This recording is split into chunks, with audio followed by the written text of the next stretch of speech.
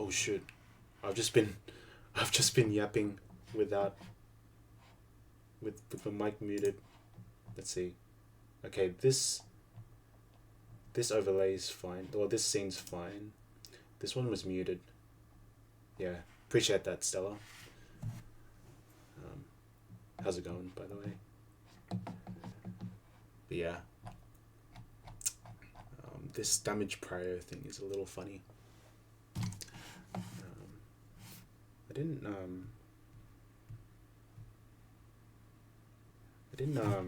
the the follow notification didn't pop up on screen for your seller, so appreciate the follow though.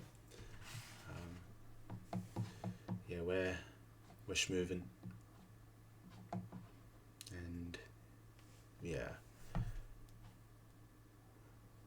this is Zephyr's docs, but I'm doing calcs, by the way, but just to illustrate which fight I'm doing.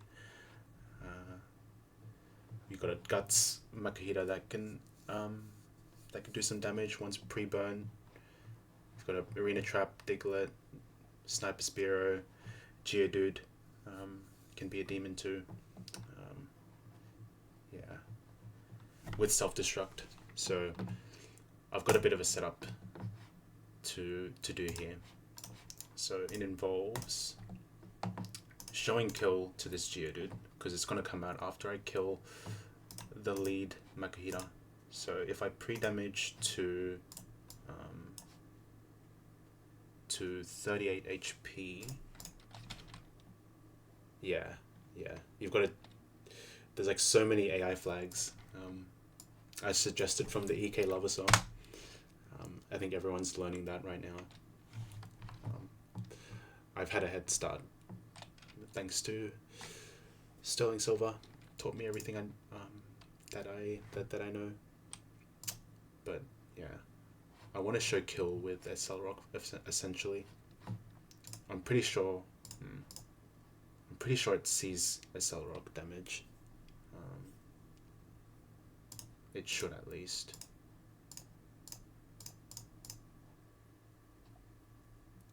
But now that I see this AI, I'm not too sure if that'll work. But I'm pretty sure if AI sees that SL Rock is a kill, it'll go for it. So I'll trust it. But I'll check this as well.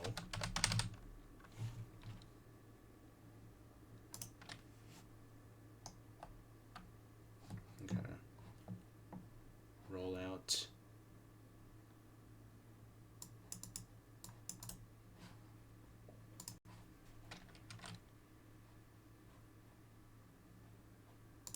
Yeah, I'm just having a look at the Gen 4 AI for this rollout. Okay. So vanilla rollout, AI does calculate damage. So if we're going by that, NSL Rock is based on rollout, so it should see kill. If not, then tough. But if I pre-damage this to 38, no, yeah, 38 HP.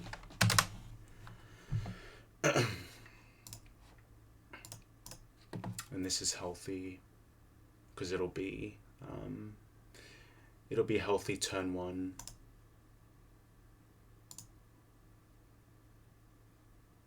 Okay, it won't see kill, so it can go for fake out on me. I think I want to pre-damage for force palm actually, so 31 instead. Just means it won't go for fake out, and I can kill with extra sensory right away. I'm faster, of course. That deals with Makahita. Nothing in the back.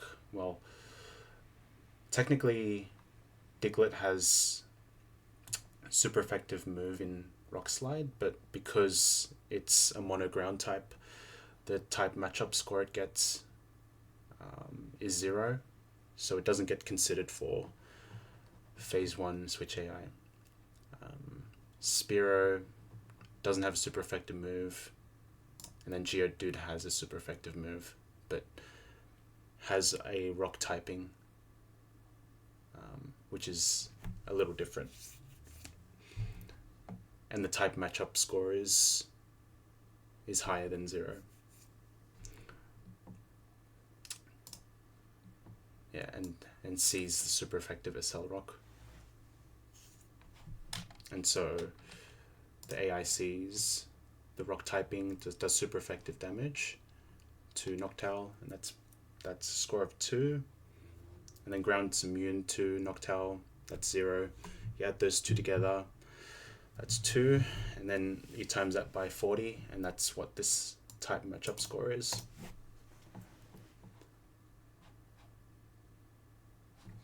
So if I pre-damage to 31 HP, I'm only showing kill with that Cell Rock.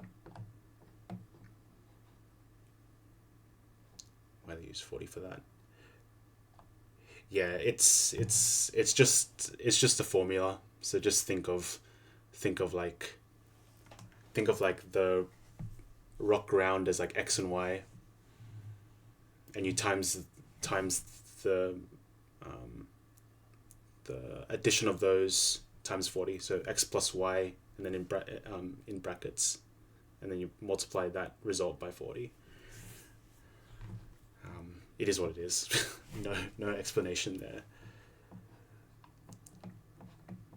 of why they did that, but yeah, it goes deep, man. It goes so deep,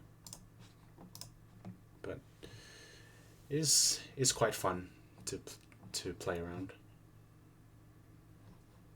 But yeah, 31 HP means it sees a Cell Rock kill, and I have Rough Skin Sand Slash, and if I do some strategic pre damage, I can bait Earthquake guaranteed, and then I can go into something else like Nuzleaf and Oko with Giga Drain is what I had in mind. I have Wormadam, so I could even use that possibly, but I've got to be careful how I use it, because this is the sandy form, or the pizza form. Never used it though. Yeah, that C dot is terrible. Yeah. Yeah, it's a zip code. Yeah. Yeah, I did it. Pizza brought in. Look at the IVs too. It's cracked. I think maybe people will, I don't know, not like the decision I made there, especially on a run like this where I've got no deaths. So I don't know. It still gets Protect, you know, and Rock Blast, you know. Maybe that could do something. I'm gotta give it a try, you know. Yeah, no run safe. True. Yeah, even with LeBron, you're still risking crits here and there, and risking infinite focus bands and misses everywhere. It's hard. But yeah, there's a chance that nature power here is Earthquake, so that could be pretty potent. But I'm not 100% sure. But that does a lot of damage. Yeah, the Metron. Yeah, the clowns. The clown gauntlet is pretty unforgiving. Actually, if I've got to like make sure this if I'm in the right terrain, we could see a nature power kill with Wormadam. No joke. But I gotta make sure that it actually does it, because I had a line with, I'll just show you my original line, that I would go like level 27 on this, evolve this to a Nuzleaf,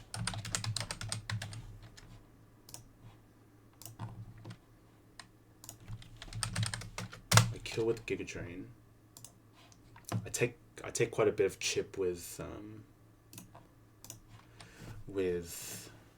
Earthquake, but I'm likely recovering all that damage back.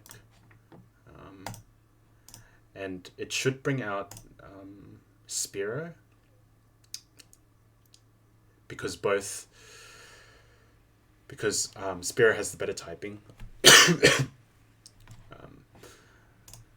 Ground is just resisted to Nuzleaf compared to Spearow's flying type, so it's pretty obvious that Spearow comes in next. The problem is I'm not always baiting Pluck kill, and if I'm not showing kill with Pluck, it can click Pursuit here, because it'll be turn.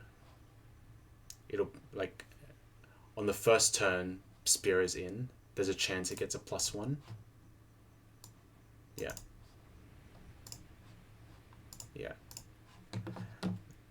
And switching out does that much damage, and then because it's a sniper, it's going to do a ton.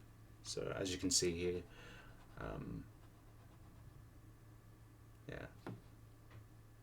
I could be dead to a high roll crit,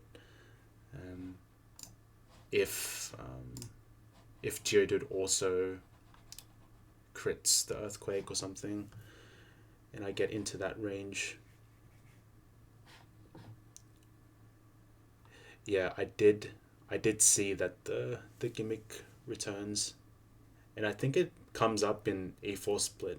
There's like 3 trainers, or there's a trainer with 3 mons with only Metronome, and it's kind of silly.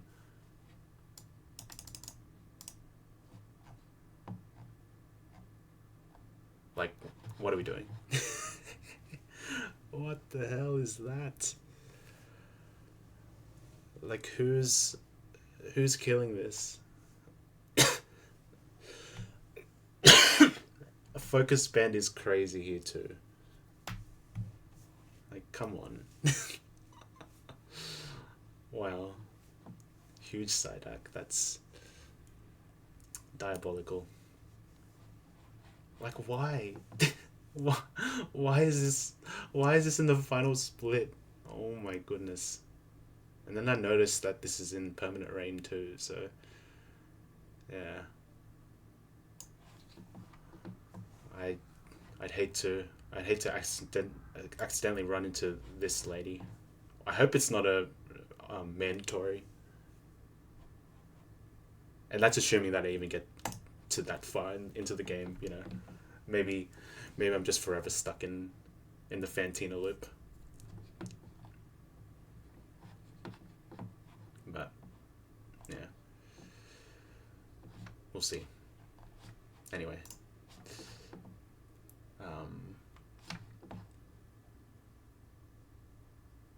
oh, that's why they're simple.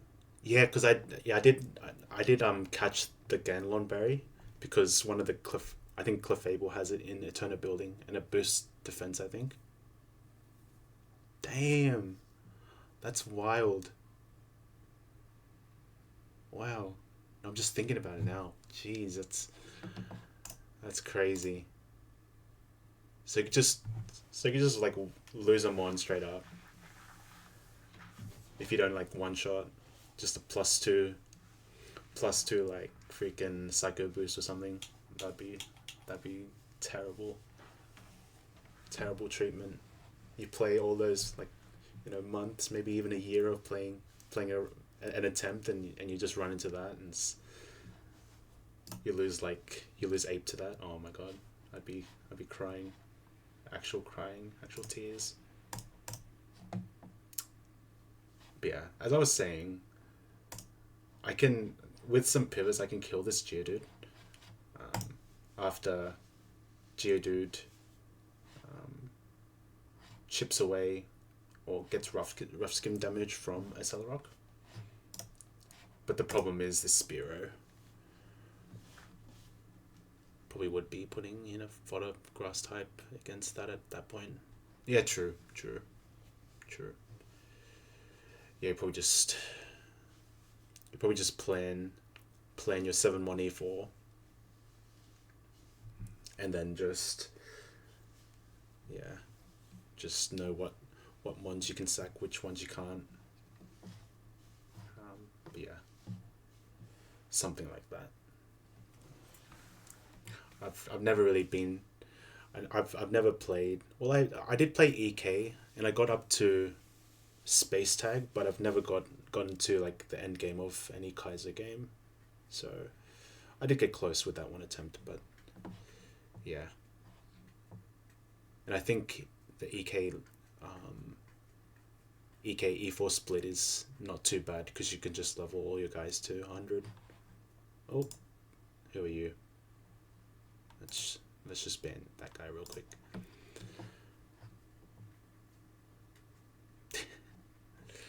Something about I didn't even register what that was. Yeah, they always find a way. I'm not. Yeah, it's. They find their ways. I don't know how they do it. But I've got to check one thing.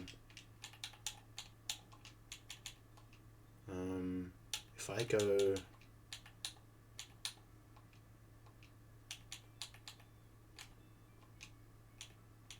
I'll just bring whatever Mon. Just a couple Mons.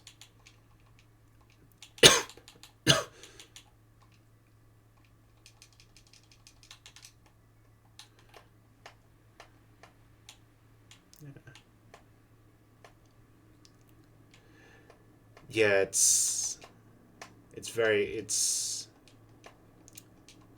yeah, EK's been pretty much solved at this point.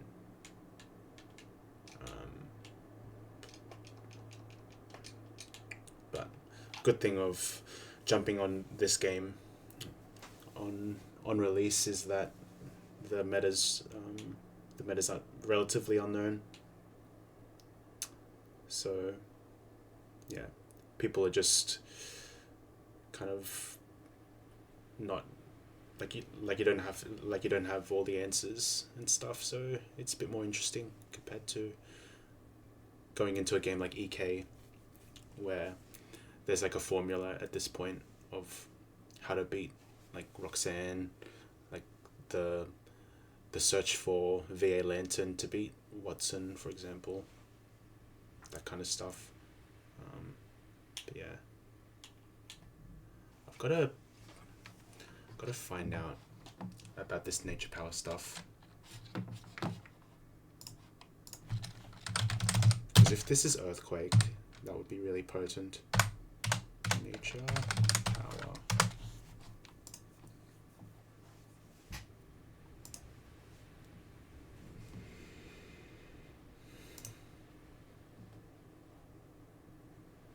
Okay, plain, terrain, and sand. Rock, cave, and rocky areas.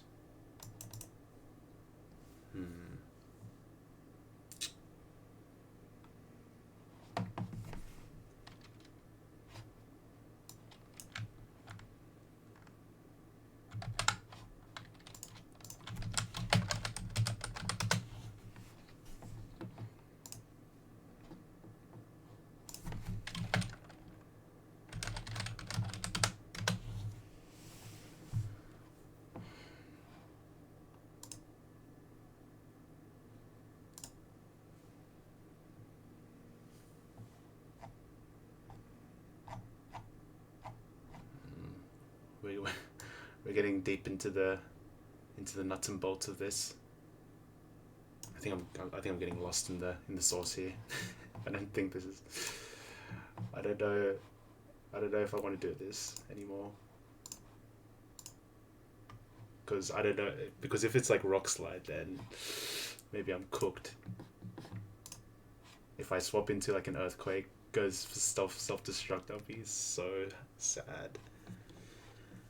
It's still murky for this. I think the only huge developments that weren't known first week is that Nidoking Queen seems like a good option to pack for a consistent early game. Yeah, I did hear that people like to reset for the Nido Queen or Nido and female in Sandgem. That's fair enough, you know. I think Nido Queen has a lot of value for the first 3 gym leaders, and then in general in between all of that too. So yeah, it's definitely worth considering if you want to explore the game post Fantina, like Maylene Split and Wake and all that stuff more consistently. But you know, sometimes you've got to, you know, just run with what the game gives you, and maybe do something a little out there.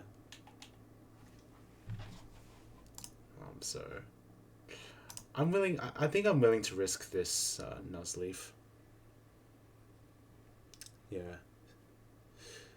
There's been a wave of penguin runners because of the swift swim value in rain sections, but I've been hearing from multiple people that that ape comes online post Byron split, and I've got a Chimchar, so we'll see. And Water Steel is a nice typing. True. That too. Yeah, it's just got so many resistances, and yeah, just a lot of it can do so many roles, from what I've heard from KTZ. But you've got to be like intentional, like, because there's so many roles, you might get stuck with a penguin that can do like half the job of one thing and half the job of another one, and it might suffer because you didn't decide on what role your penguin wanted to do. But it's all abstract for me because I never picked penguin. Ever since I started streaming this, so all I know is ape. And yeah, and it's looking like I have to risk this matchup with Nuzleaf. It would be a shame if I get crit killed, but what can you do? Yeah, turtles. I think it's because lots of people are picking penguin.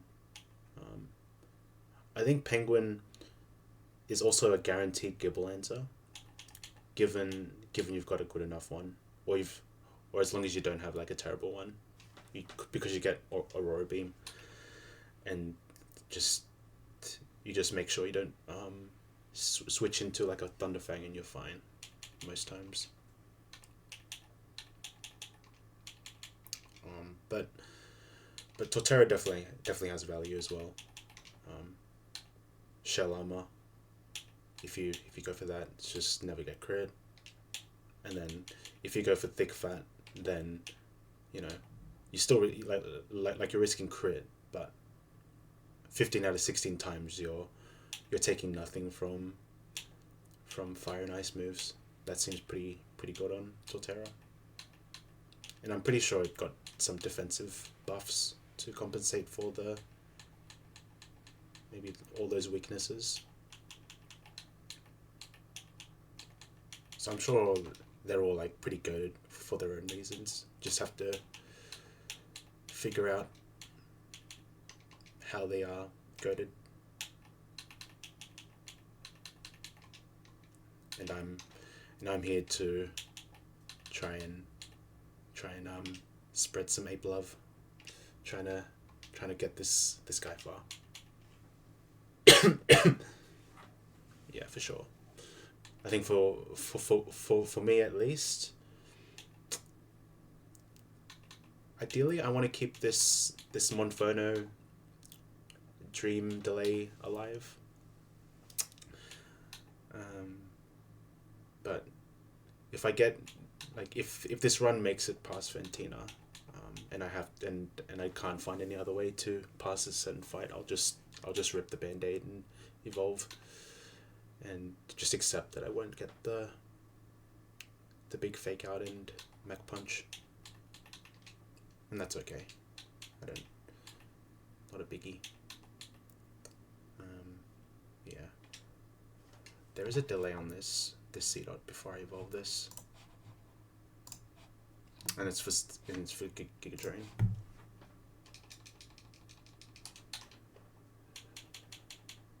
Are you playing PK by any chance, Stella, or you just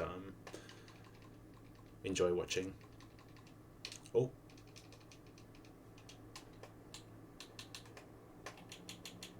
Let's go Everstone.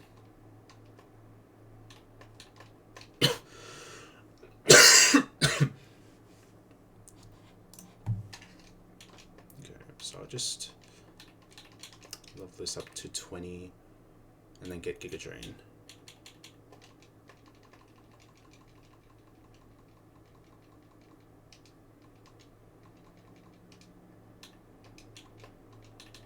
Okay, take this.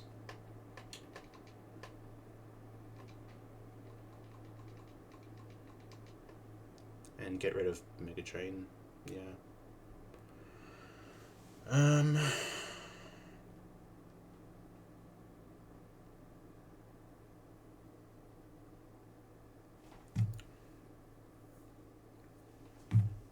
Watch a lot of PK streams in the backgrounds. Oh, there's other things I'm doing. I haven't played PK.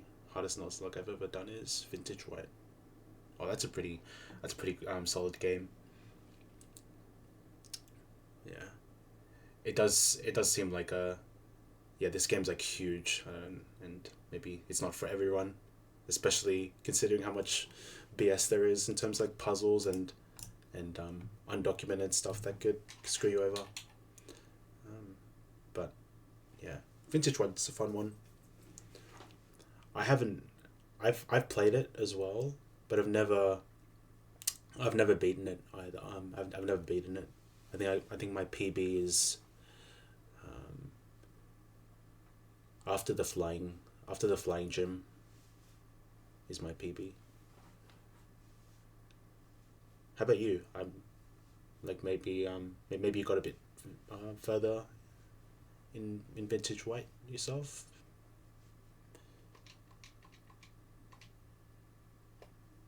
Okay, let's evolve this. Beat the game on attempt 6. Hell yeah, man! Congrats, Stella. That's sick. Attempt 2 died to Clay. What? Well, that's pretty. that's pretty solid, man. I think I was like stuck in, was it Purgatory, and getting screwed by Lenora as well. I think because I didn't have good AI knowledge back then. And I was using the gems and all the resist berries, spamming those.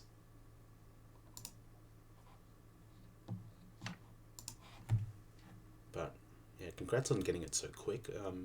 In the 6 attempts. I feel like I got I've got to play to go back to Vintage White, or maybe even Vintage White Plus, and give that a crack at some point. But yeah.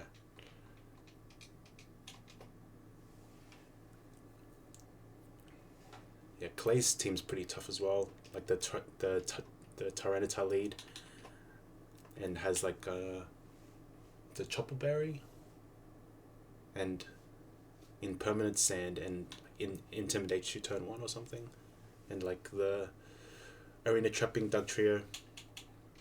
It's tough to play around.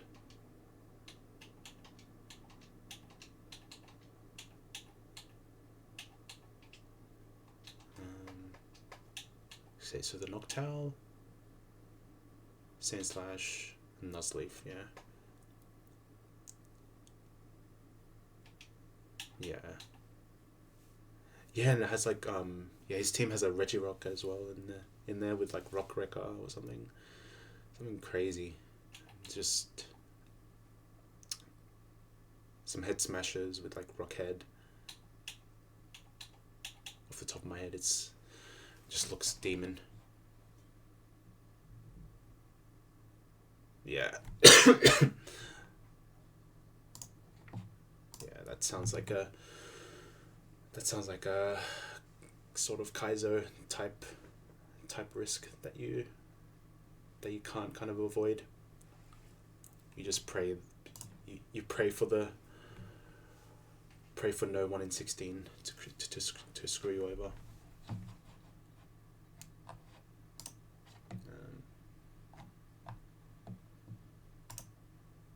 Alright. So it looks like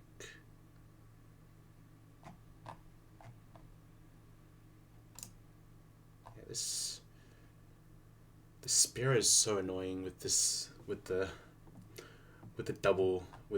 sniper crit situation, because double sniper crits are so potent. I mean, everything, just no one wants to take a hit, and then the next one that comes in has to kill the Diglett. So I'm pretty sure, yeah, Seeking has to clutch up actually, because look at how much damage all these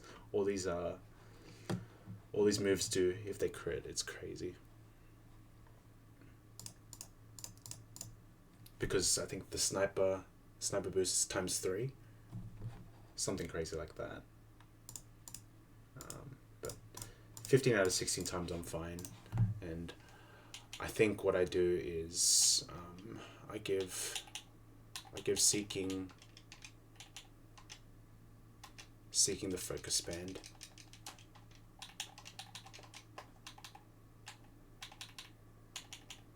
Oh wait, no, I don't have a focus band. I'm just risking raw. Wait, no, I should be fine. I'm never dead to anything that the Spearow.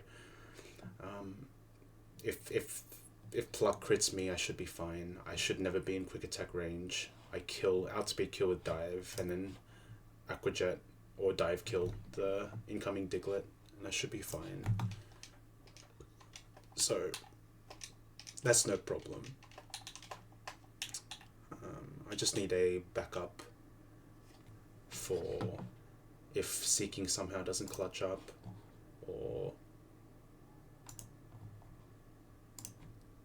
so probably like Perugly seems fine.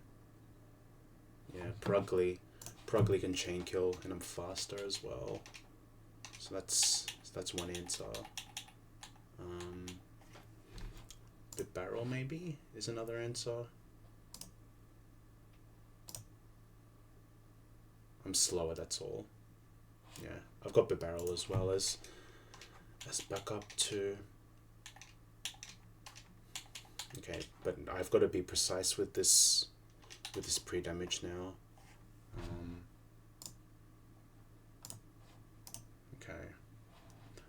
391 XP. So I'm never leveling up.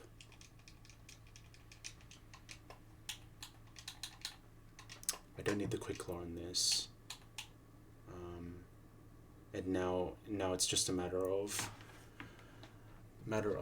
what I pre-damage my Sand Slash to be. Like how much. Like I need to take into account the Cell Rock damage, and then how much Earthquake damage. How much Earthquake damage is. So it looks like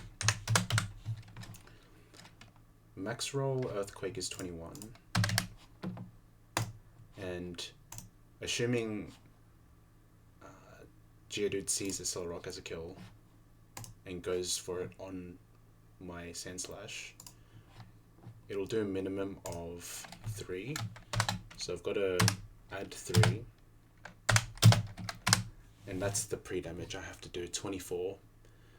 I have to be pre-damaged for 24 HP on Sand Slash to guarantee I show Earthquake kill. And then with that I can go into my Nuzleaf to Giga Drain kill. And then another thing I want to check is if a Cell Rock makes contact with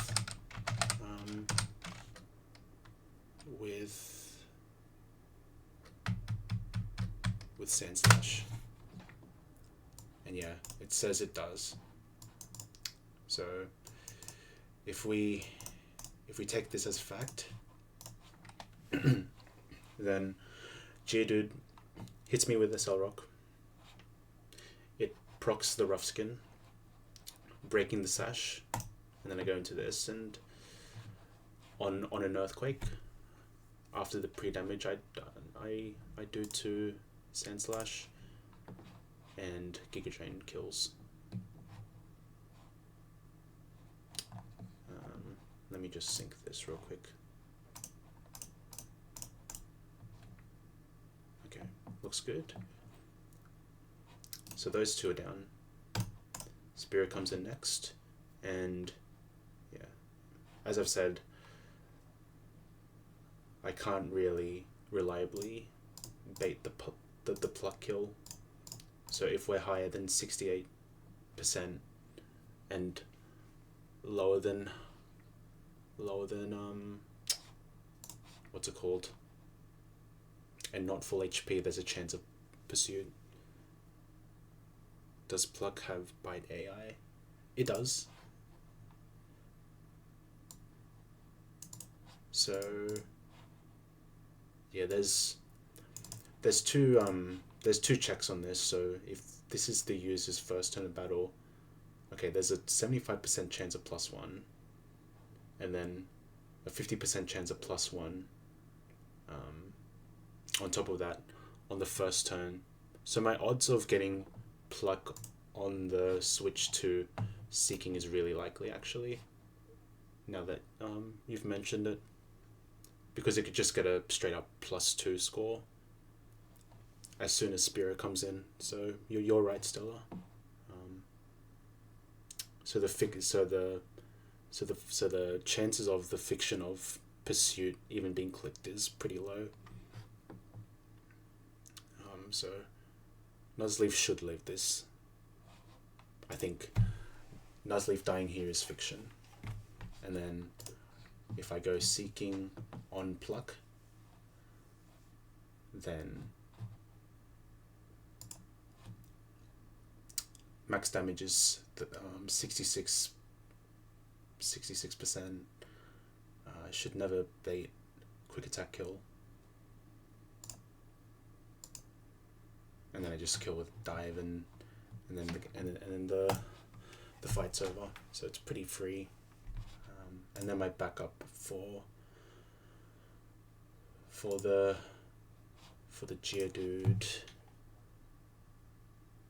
like if something were to go wrong, I think the barrel can chain 3. Actually, now that I think about it,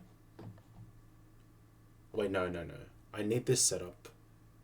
I need this setup to to bring out. Well, I'm having a bit more of a think, and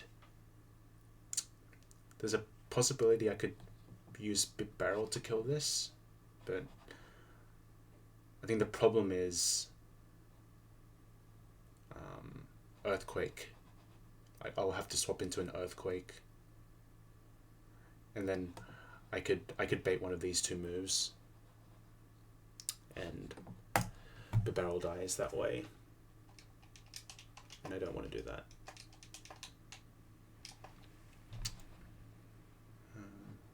So that fight's solved. Now I just have to do the pre-damage. So it's poison. I go to this because I want to poison this. I go to this because I want to poison this. Okay.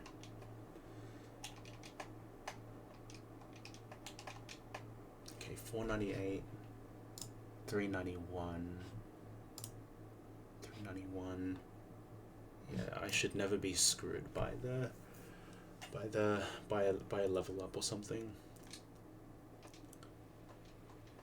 So I want 31 HP on Noctowl. I'll just maybe try and multitask.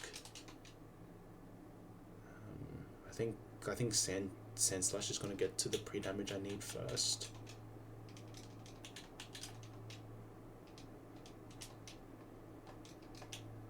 Well, they might get there at the same time actually.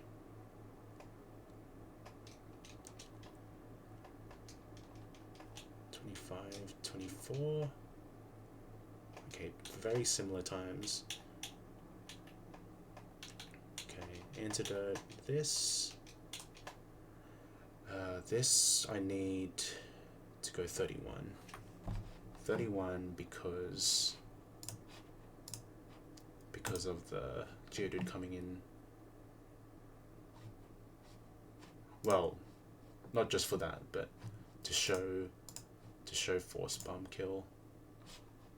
Yeah, that's right.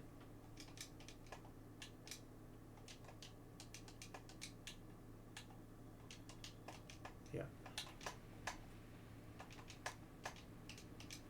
Okay.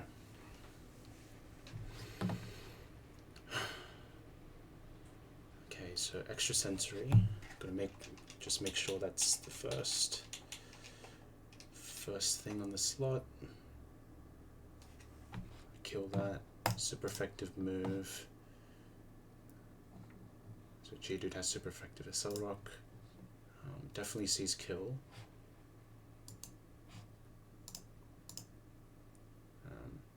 Only with Accelerock. I go to Sand Slash. Minroll is 3. Which brings me from 24 HP down to 21, which puts me into Earthquake range. I go into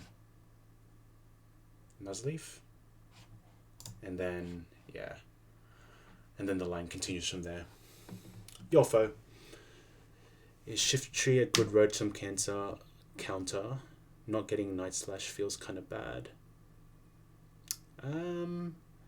It's an answer for sure. This gets absorb at least. I think that's like I'd say worthy. Well, you get like health back for sure, and super effective. So surely it will do something. Yeah, my Nuzleaf is quiet nature, so it might get some more value from its special attack.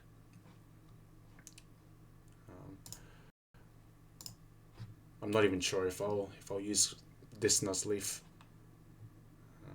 but I guess because of how bad it is IV wise, I could risk it. I could risk it in the Gardenia fight, and if it dies, then I'm just losing.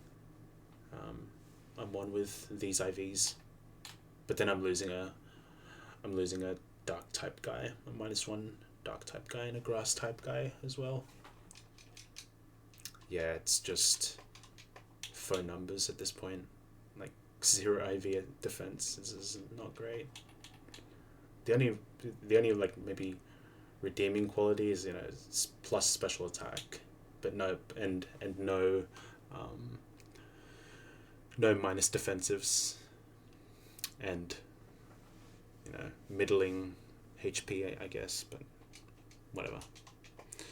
I think this is all I needed to do for the pre-damage.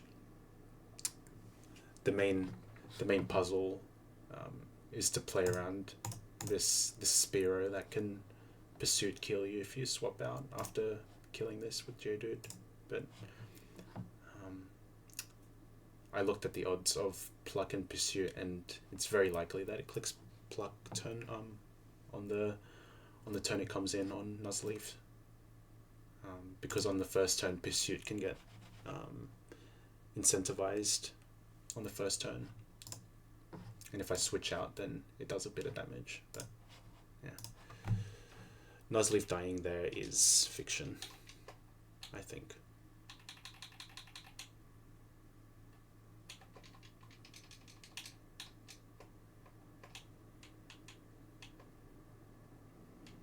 Okay. Despite me like planning the hell out of that fight, I don't think I'll change the music right now, but I will check.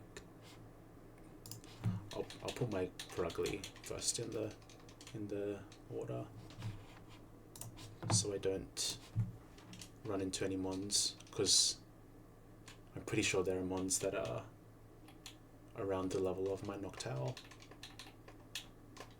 or close to it, so I just want to be safe. Okay, so Noctowl lead, I have Extrasensory, slot 1, I'm pre-damage on Sandslash, I've got the Giga Drain, I've got the Caesars. Okay, the question now is, do I want to go to Barrel instead? That is an option. I could, but I'm slower than Diglett, so I think Seeking's slightly better there. Yeah. Okay. Alright, let's do it. Just save here.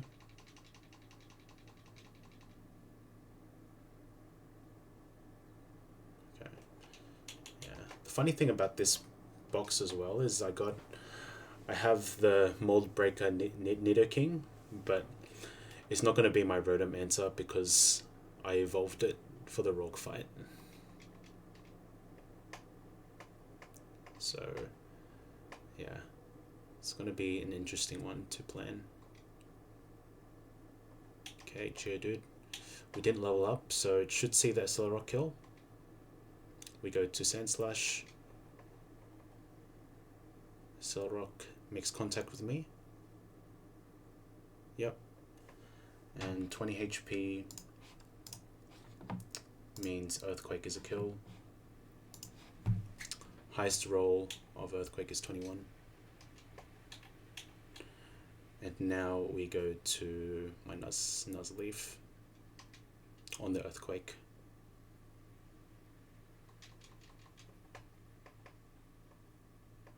Okay, no crit.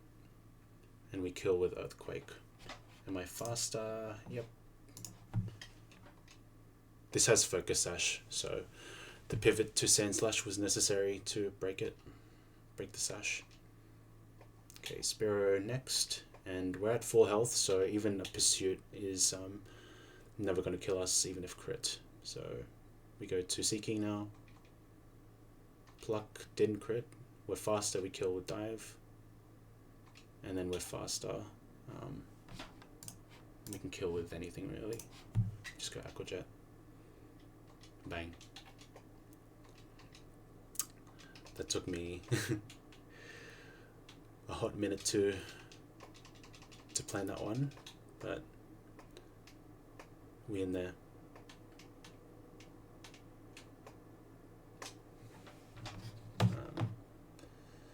I think the next couple fights should be pretty chill.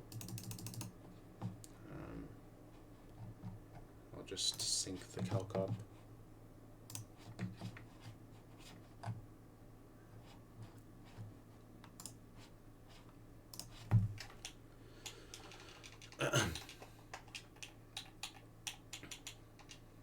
And this next fight is a bit of a troll. This doesn't have the evaluate attack flag, so this particular trainer doesn't see highest damage or kills. So for a mon like Lotad against Seeking, it can spam Scold, for example.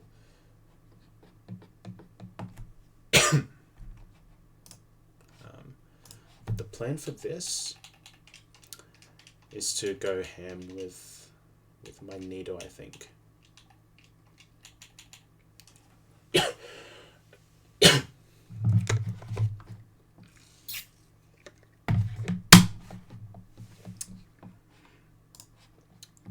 So if I look at Nido, 26, I kill the Skip Bloom.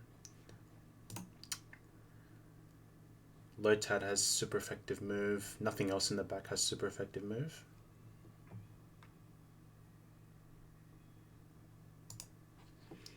I kill the Lotad.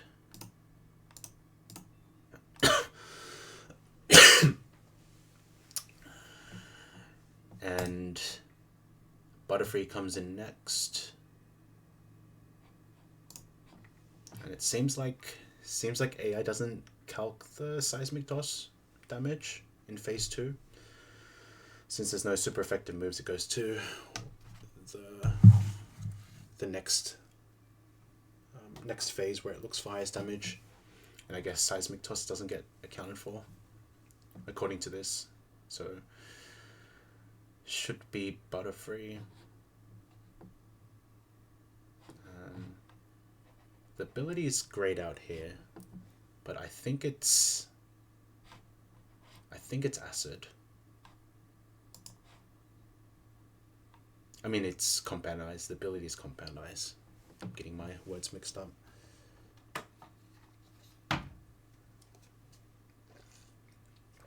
And as I said, they AI for this trainer doesn't have evaluate attack flag. So yeah, but it still has expert AI. So things like U-turn AI, high crit AI is still a thing. Like Thunder Wave, where if you're faster, it's really likely to click Thunder Wave on you if you're faster. That's still a thing with expert AI flag. What am I doing? Let me just try this real quick. Properties. Refresh cache. Okay.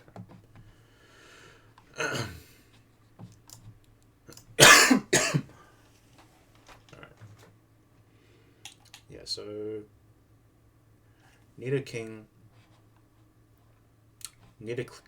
will kill these two. Easy.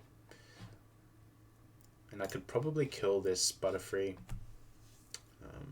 But for the purposes of XP management, I probably want to split XP here on Nido. Because I'm resisted to U-turn, I don't think it can click U-turn on me. Yeah, so U-turn will get a -1 score because I resist it. And nothing changes with basic AI, so the total score it gets is -1. Gust is just a regular move, and gets 0 score. And then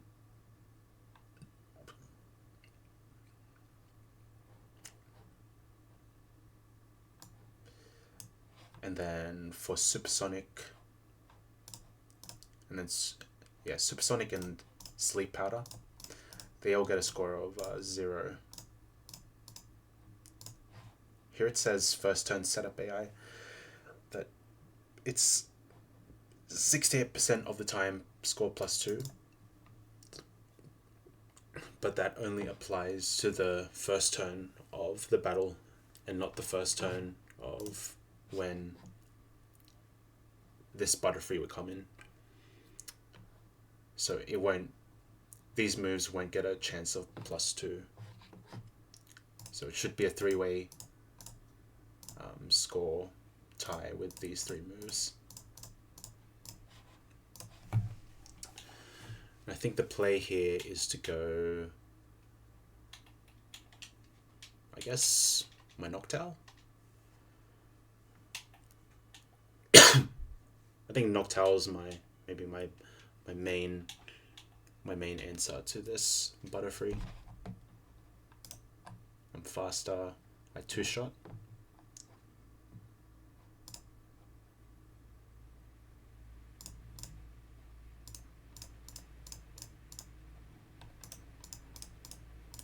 Could go to Muck as well. I am also chipping this down with Acid, so killing this with Noctowl is much more likely. Yeah, actually it's pretty much guaranteed with the Acid chip. So I Acid. Butterfree can do whatever it likes.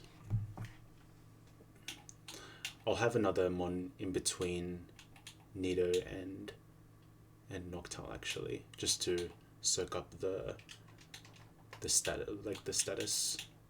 And I think I just maybe spam Mud Bomb on this, just so I can guarantee that this Butterfree will click Sleep Powder and Supersonic on me.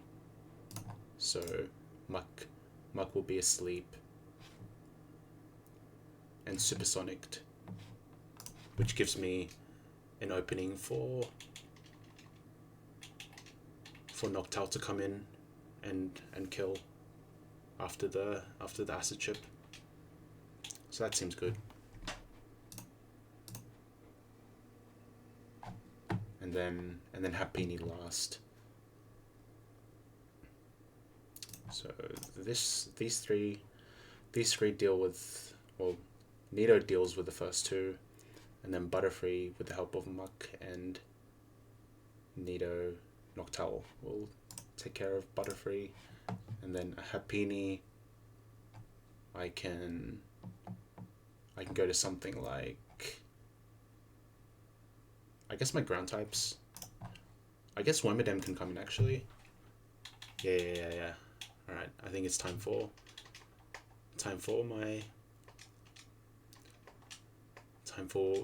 Pizza Bron to come in and do some work. It's time. Okay, I'm so excited for this. What are we doing here? I guess use maybe Sand Slash.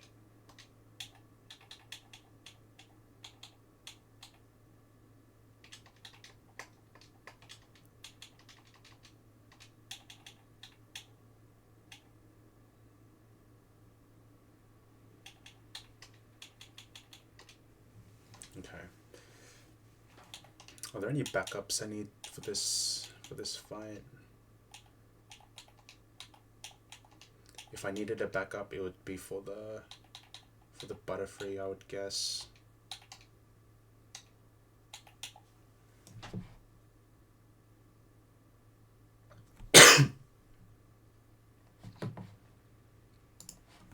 This seems good. Okay. Alright, here we go.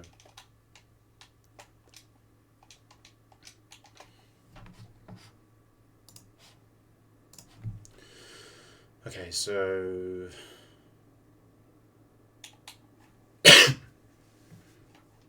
Nito, just click the poison jab, nuke button. I do some acid chip. Sit on Butterfree with my muck. Go into my Noctowl and kill.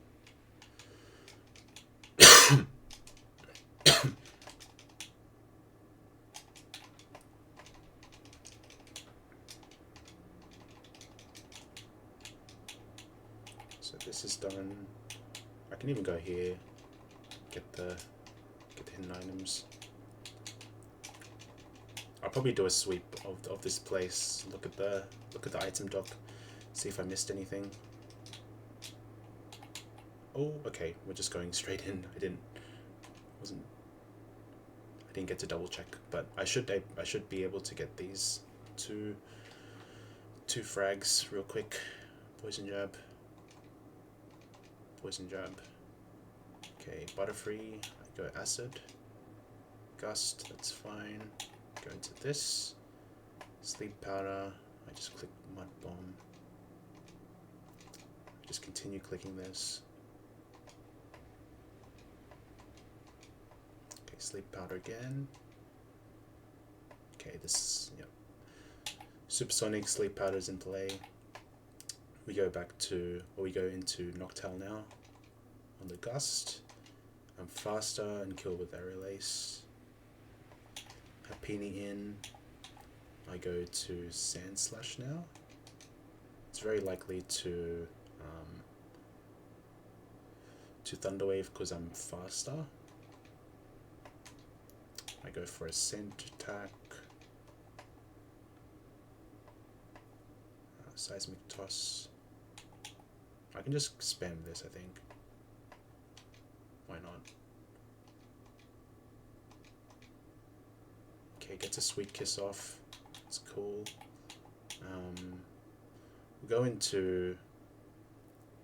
I'll go into my other mons.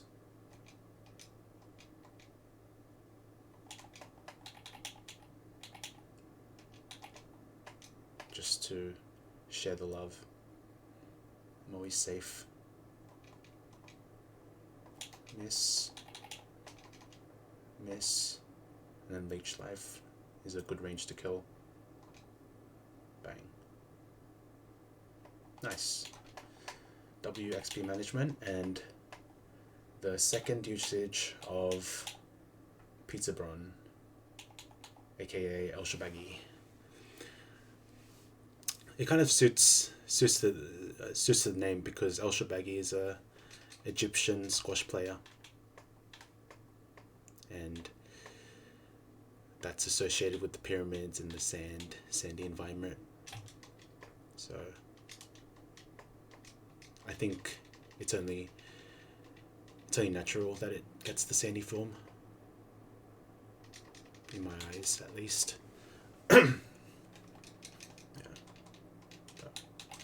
Yeah, good use of Sand Attack there, for sure. Maybe less worried about the Sweet Kiss shenanigans.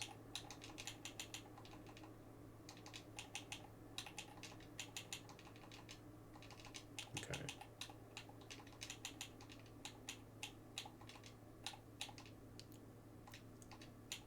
Put this here. Wormadam in. Okay. Let's sync the calc. Alright. Picnica Sienna leads with the Nidorina. What was I thinking here? It was probably doing a ton of damage with Sand Slash. maybe.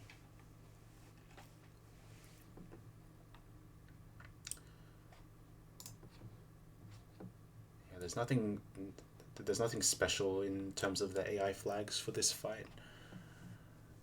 So won't see any kills. There's no special AI. So it either goes for crunch or lovely kiss on me. Could go for the kill here, or I like just go for big damage with draw run. But I think maybe I can do some chip first with something like nose pass. Yeah, if I click well, I could do that. Only problem is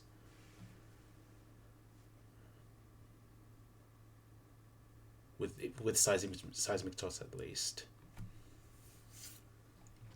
I'll be moving last because Nidoran is faster, of course, and could possibly bait Natu because it resists the fighting typing of Seismic Toss and has a super effective move in Giga Drain. So that's a possibility if I choose to go for Seismic Toss. But but I have other moves to click. So, for example, Power Gem.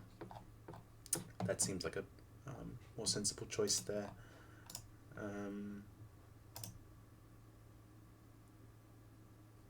And that puts me in a prime position to kill this with Drill Run, and never dead to a Power Gem crit, and I save a little bit of XP.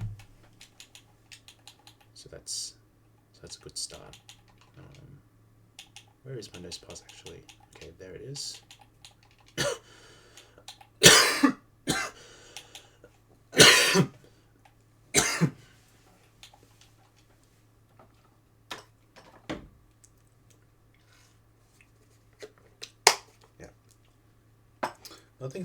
Another thing about this run is that I got this Growlithe here, and it's like super cracked. Like these are the IVs, really good, right? The only small thing I'm kind of like, that I'm not the happiest about is that it wasn't a Magby, because for this run I really want to go for the honey trees, and one of the honey trees is Fuego Ironworks, and if I fill out the global honey tree table at Fuego, if I fill out this table for global, I'm guaranteed to get one of these two mons, and Magby's one of the dupes, or one of the encounters here, and I didn't get it, so there's a high likelihood I get Magby here and not the Sizzle. So that sounds like maybe a slight disadvantage if I don't get the Magby early, because otherwise I have to like roll a grass encounter for Magmar or something, or wait till Candace split or something. I was having a look at this at Veilstone game corner. I would have to wait till Candace split to get the Magmar and guarantee the Scyther. I mean, there's to guarantee the Sizzle encounter there. But yeah, that's just me going off on a little tangent there about my encounter routing. But I'll take this any day for sure. It balances out this trash IV Nuzleaf. But anyway, so the line was Power Gem, get this into into drill run range. That dies. All the mons in the back have super effective moves, so then it goes off to the best type matchup, and Sphere has ice water typing, both super effective to me. So that has the highest type matchup score. The other mons in the back, Azrael is actually a mono normal type and not a water type, so its matchup isn't as good as Sphere, and then Natu's in the same situation. So then Sphere comes out. Highest damage is Bubble Beam. It should never be anything else, because Crunch isn't doing that much damage. And even if I did get a -1 defense, I'm never in Ice Shard range. I should only really be baiting a Bubble Beam or a Yawn on the switch to my on the next one. So what I do there is I swap into something that baits Ice Shard, and it looks like Vespiquen is a potential mon for that. Noctowl's also another mon that can bait Ice Shard.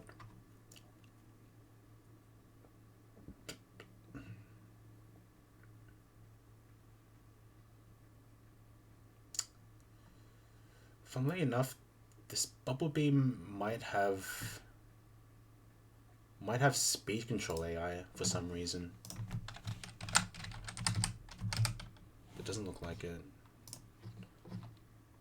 Well, I guess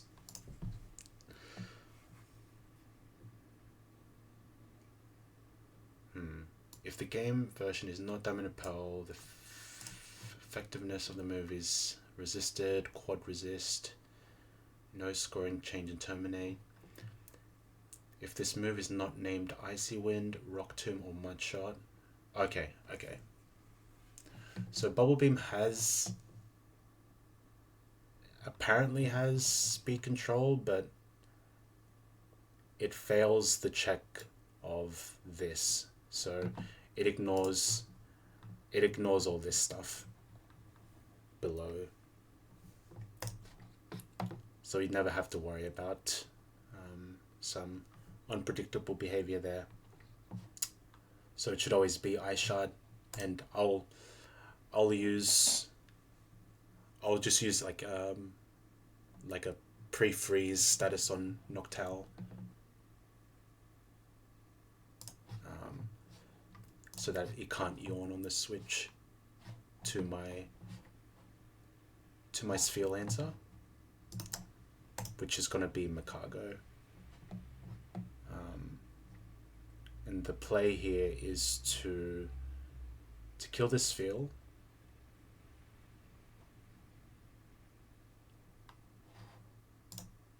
with a Rock Slide. I'm faster. Azrael has a super effective move in Aqua Tail, and Natu doesn't. So it goes to Azrael next. I can easily go for a chain kill here. And that seems pretty good. But it might be slightly more optimal to swap into something else here, such as Poliwhirl, and go for Brick Break.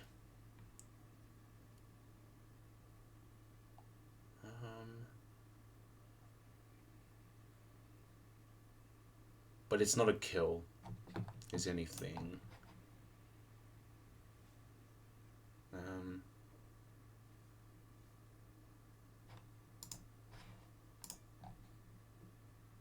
Okay.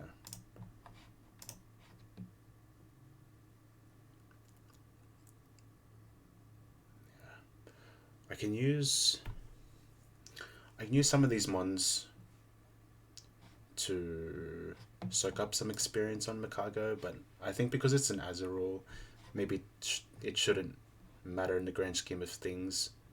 I shouldn't maybe I'm overthinking in that respect.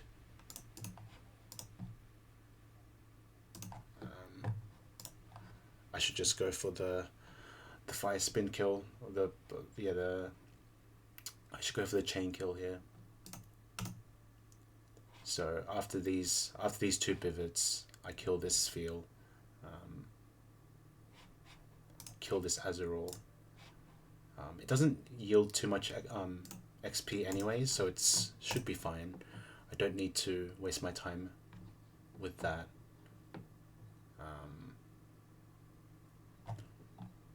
And now for the not too last.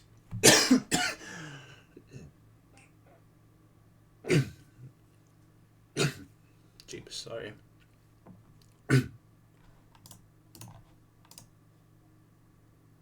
Okay.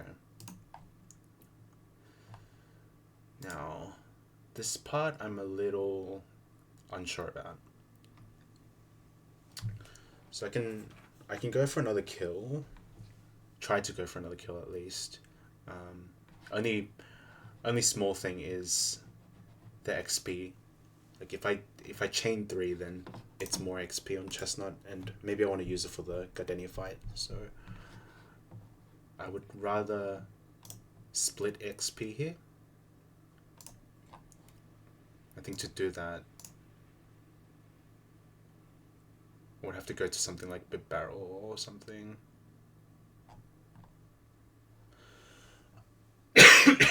Something faster at least.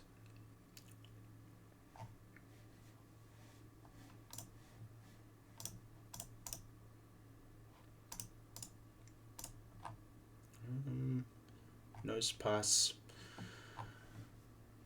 is fine, but doesn't want to take a hit. And the scary thing is it has Life Orb as well, so it'd be doing quite a bit of damage if you're not Chestnut.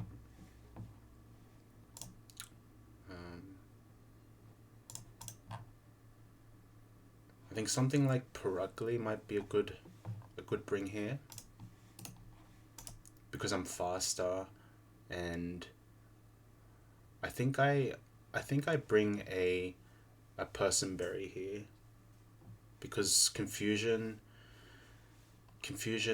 into multiple self hits can get really ugly really quick. So I might need to do that.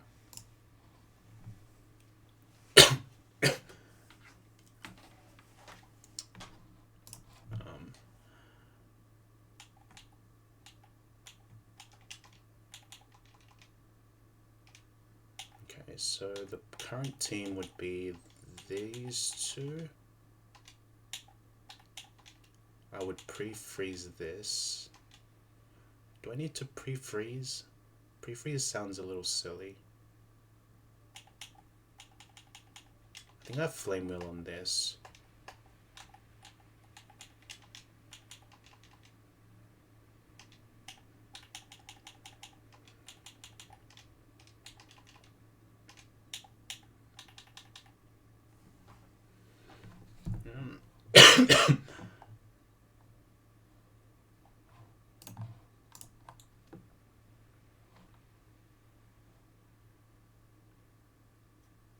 And Poliwell's dead to crit.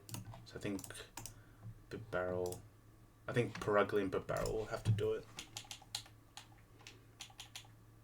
Okay. And I have to invest a Personberry there just to be safe.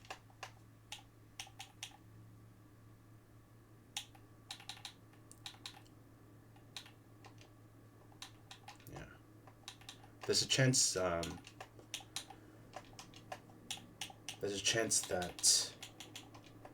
the Personberry won't even be used at all.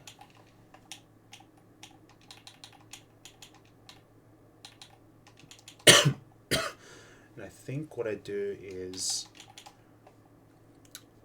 on the switch to Natu, well, before I switch to Natu, I try and get a Will-O-Wisp off. Because I probably will be quite high on HP. So I think I could even go Quick Claw.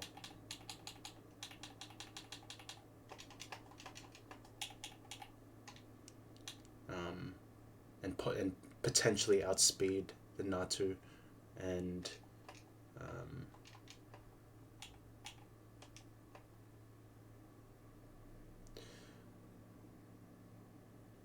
potentially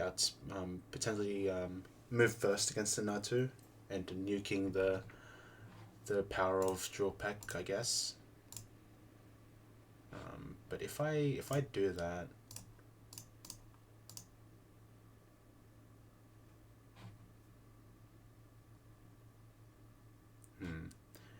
that, that might be a slight mistake, because then I'm baiting extra sensory, and if I need to swap into the barrel to clean up kill, then I might be risking a kill.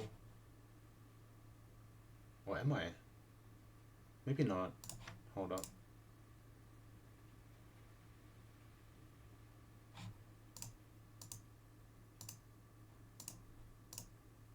So if I burn...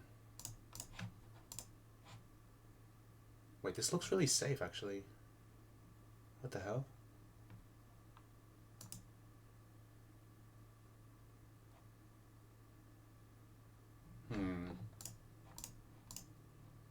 That's strange. Anyway. I think I'll go for it for this plan. So the plan is I need to pre-status. I'll start with the pre-freeze stuff first, because I don't think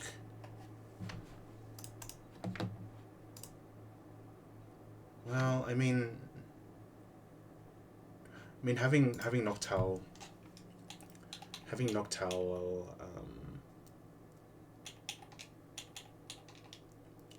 maybe pre-burned is more valuable, because just in case I have made a miscalculation or something and I need to swap into a Giga Drain and kill, I have that option with extra sensory. And the good thing is this is tinted lens, so it'll do 50% straight up, which sounds really good. Okay, so I will. Oops, what did I do? That's burn. Okay, that's fine. Burn. Get to this. Double kick. Yo, Amelia. Just playing the Plat Kaizo. Taking it slow. How about you?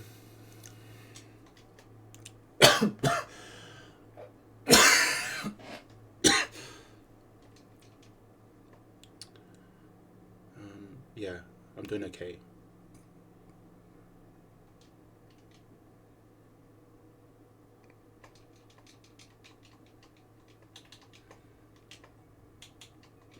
Oh man, having a bit of a cough and fit, but otherwise okay.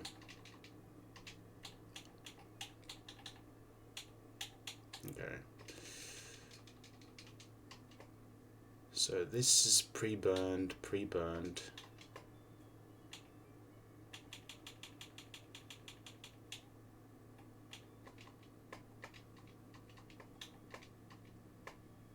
That's good.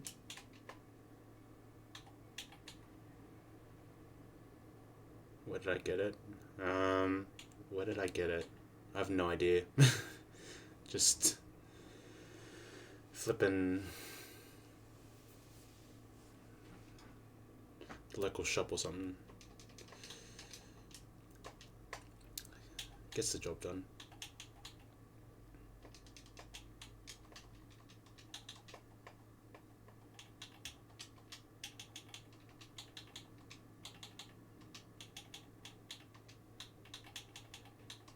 Why do you ask?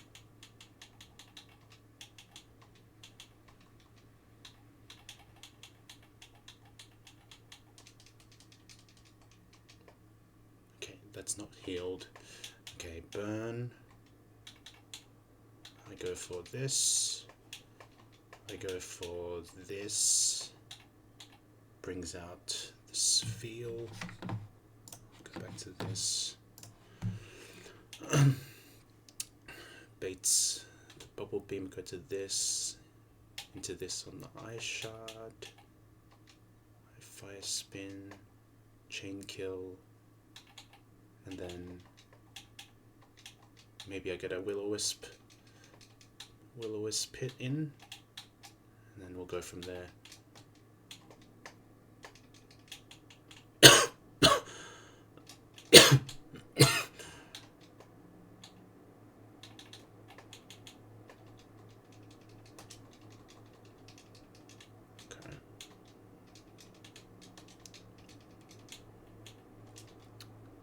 This should be the picnic girl.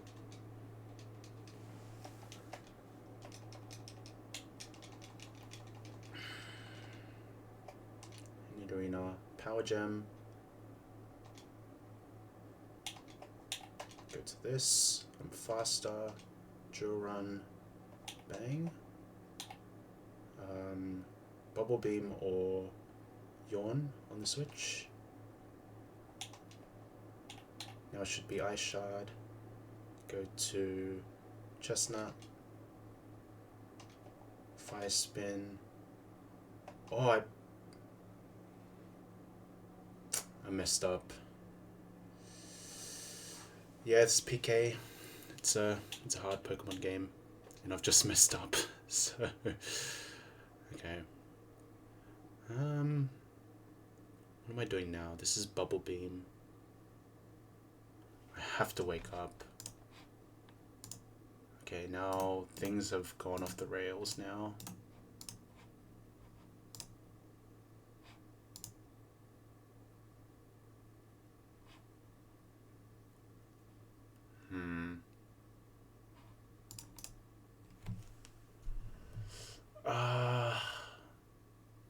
What am I doing?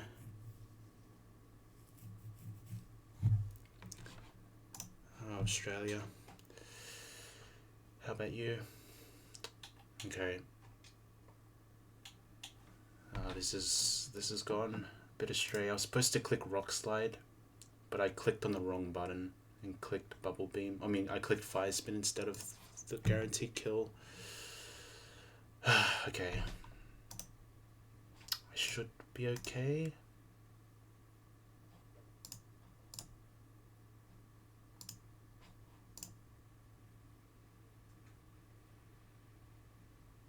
Oh man.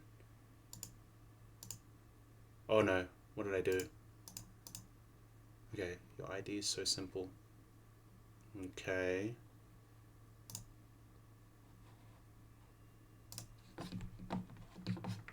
That's WComms.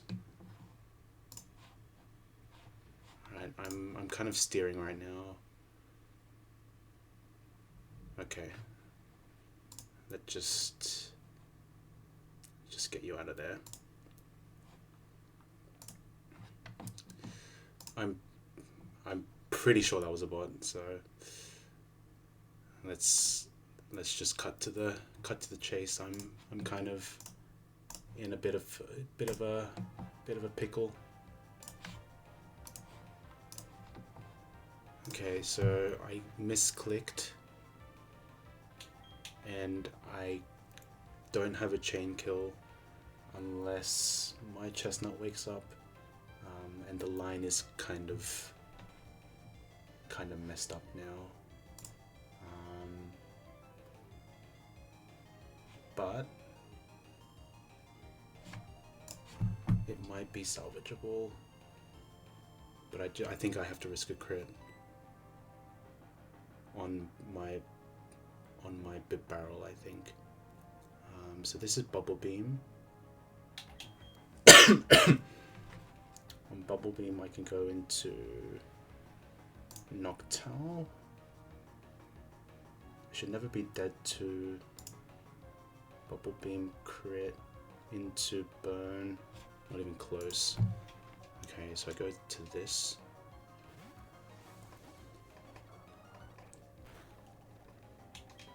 And this is never yawn on the switch. I go to my barrel now.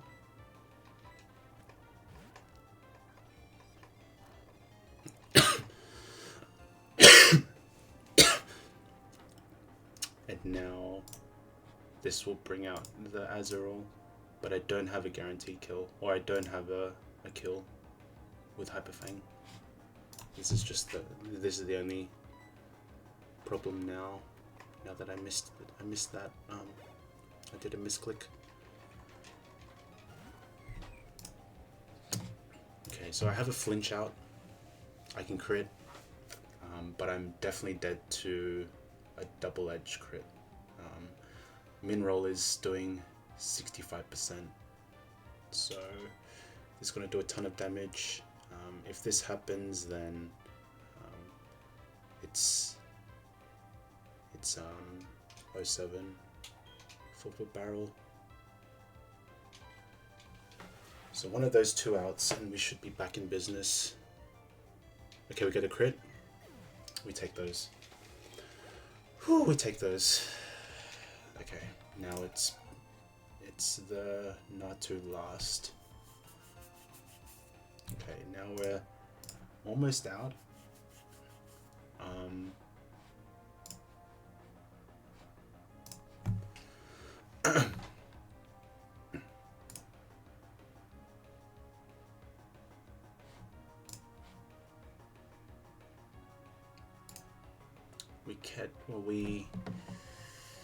We're not showing any kills, so this can be Confused Ray straight up. Or I could go Giga Drain, and Giga Drain with Life Orb damage is doing maximum 50%, so I'm dead to a crit. So,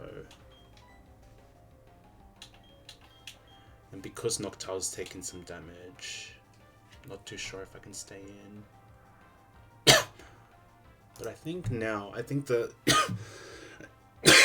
I think the line is salvageable from here, because since I'm not showing a kill, there's also high crit AI in play, so I can switch into Chestnut now, and then the line kind of continues from there. So I could potentially swap into a Giga Drain, Jewel Peck, or Confused Ray on this switch.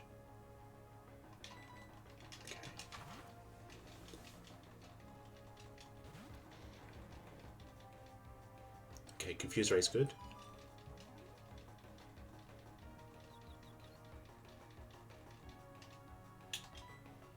We go to my Purugly, and this is either Jewel Peck or Extrasensory. This is Life Orb and Magic Guard, so it can't get chipped down by Life Orb. And Feint Attack is a range to kill. So we have a person, and maybe in hindsight I could have just not equipped this, but yeah, maybe that was a slight mistake. But you just gotta hit the range, and then we save the person. Not much else to it. Okay, person saved. Let's go. We'd love to see that.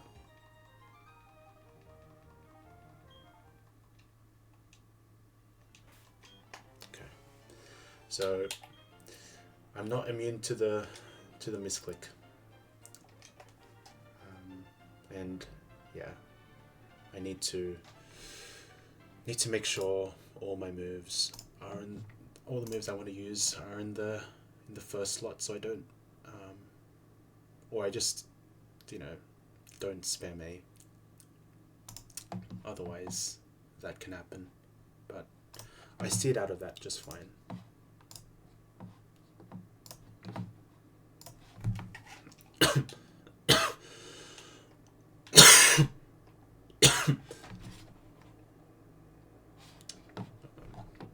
Let me just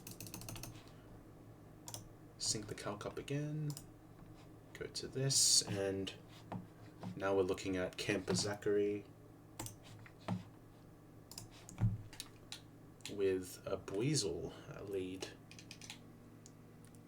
And it's looking like a team full of Baby Mons and Beautyfly, if we're being real. The main thing I'm worried about with this fight is this Beautyfly, because this has tinted lens. It can basically use it at any point if you're not quad resist to U-turn, and it can be a bit RNG heavy with what it can do. It also has Thunder Spore, so there is that going for it. It's very likely to click it on a faster one, but I think U-turn can get a higher score than Stun Spore, because if we look at U-turn AI, if you ignore this -2 check, if the user HP is above 70%, you get a 75% of +1, and go to the next line. If the user's HP is over 30%, 50% chance of +1, and then if the user's HP is under 31%, +1, and then if the user will move before the target, +1,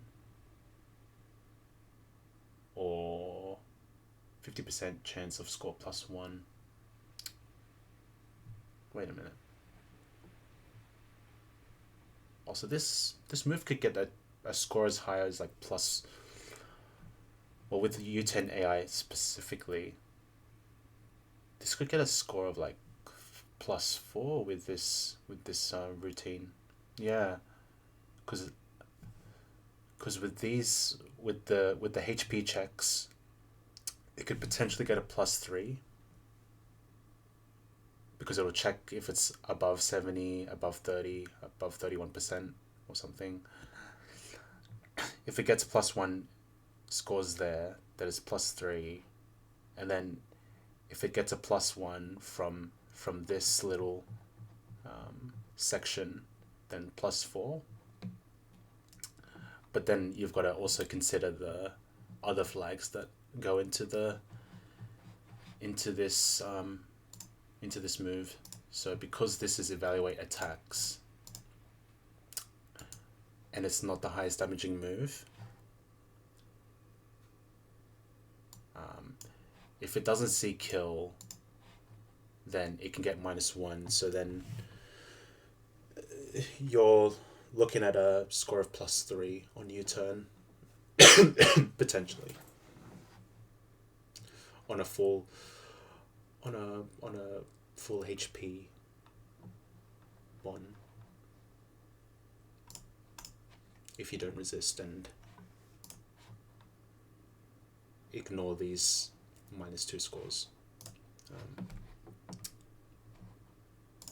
So yeah. Anyway, we gotta figure out what we want to do against this Buizel. And it's looking like Bit Barrel's a strong answer.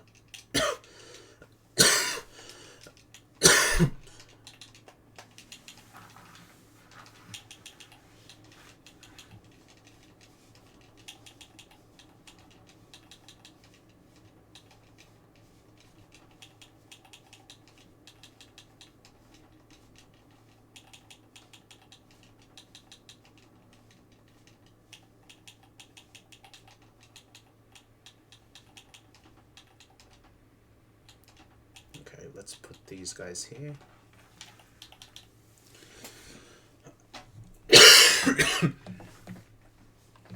So barrel.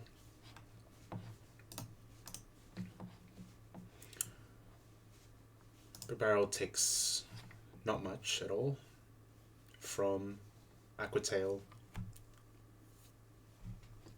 and in fact it can miss, and we can just go Hyper Fang into quick attack kill. Pretty simple. Alternatively, I could go Mud Shot first turn, but that that is maybe a little sus with Beauty Fly around, but it's worth giving a go actually.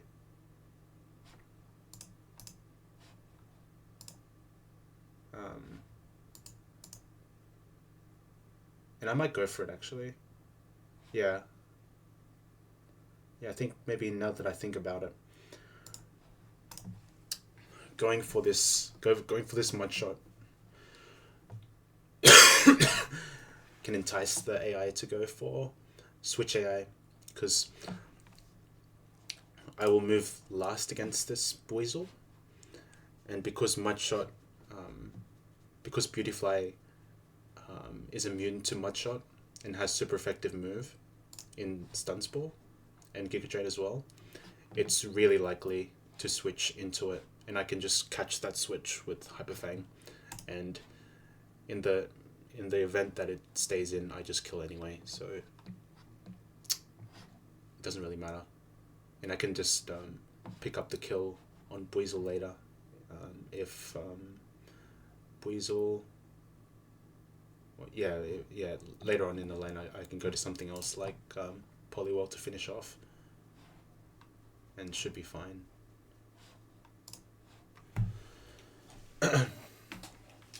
I should make a habit of also saving as well.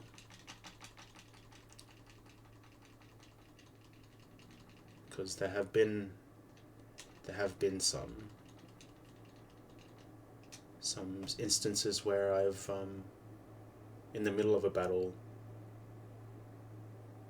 I did a battle in the forest. It was the Galactic with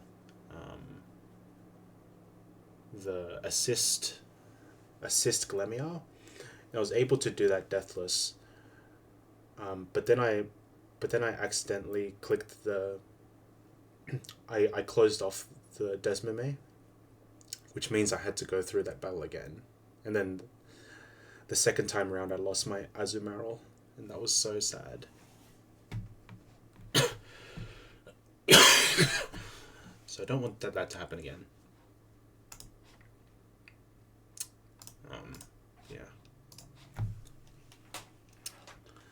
So yeah, I think this leads good,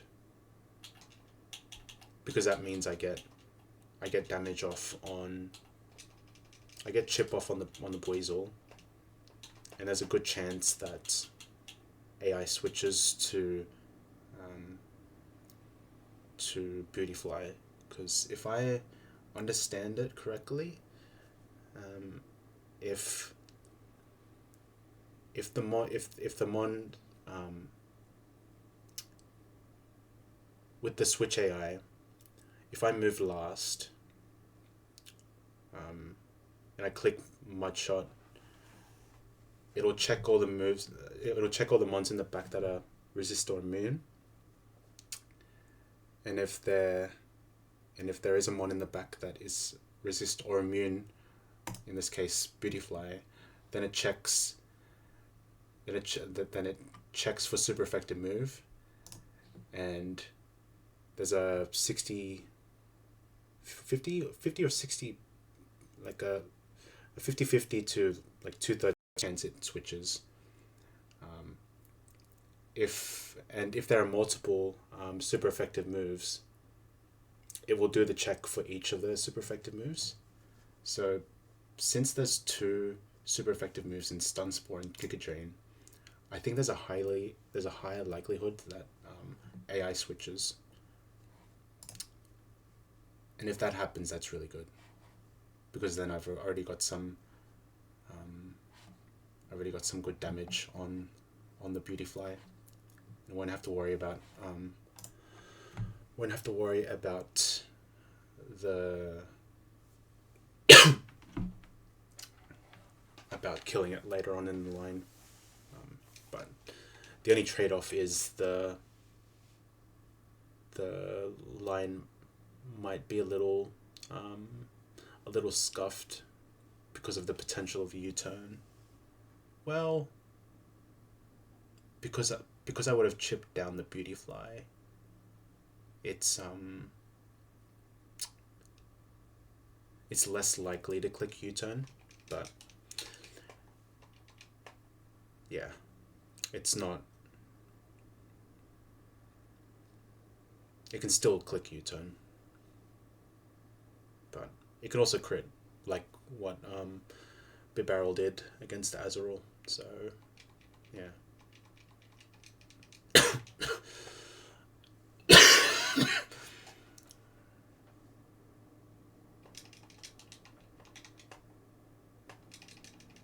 Okay.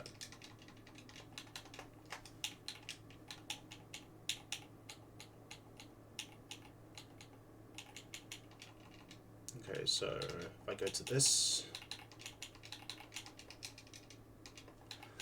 so I mud shot. If switch AI, I get a big Hyperfang on the Beauty Fly, and I kill the next turn with another Hyperfang. So that's pretty potent, and it's pretty likely to happen actually, and that would mean that Shinx comes in. I can kill with a Hyperfang, but I think I'd rather go into something else and kill something lower level than kill with that one.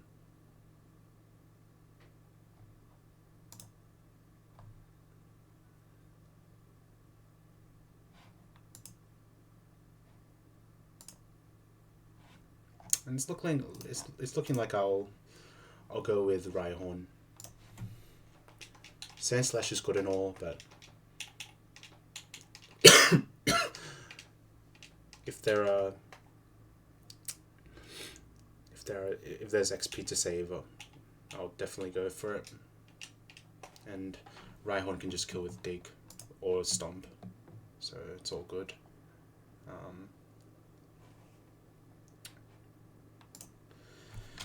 And then we have the same situation with type matchup overflow, where Buizel is quite effective. Buizel's water type is quite effective against Rhyhorn, but there's overflow which turns the type matchup score to from 320 to 64, but it's still higher than Sentret's score of 40 because it's resisted to Rhyhorn. The normal typing is resisted to Rhyhorn. So that's 0.5 plus 0.5. That's 1, and then you times that by 40, and that's the score. Compared to 64, which is smaller.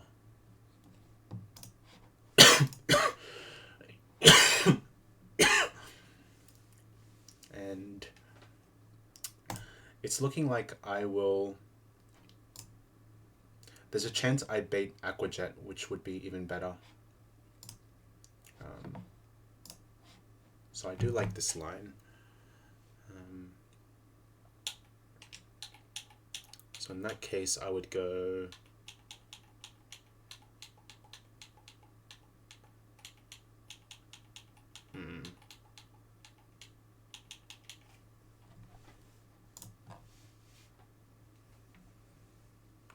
Nuzleaf sounds like a dumb idea because of Ice Fang.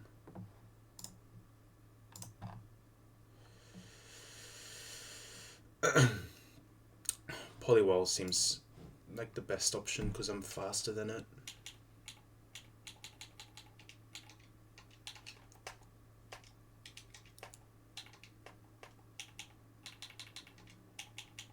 But maybe I should consider some alternatives.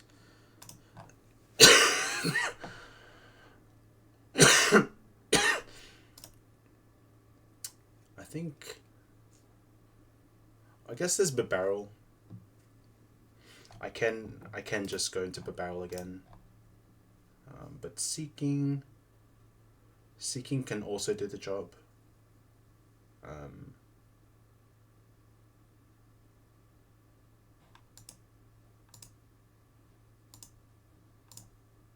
Yeah, after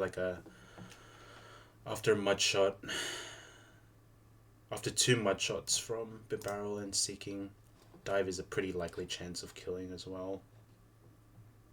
So I might go for that.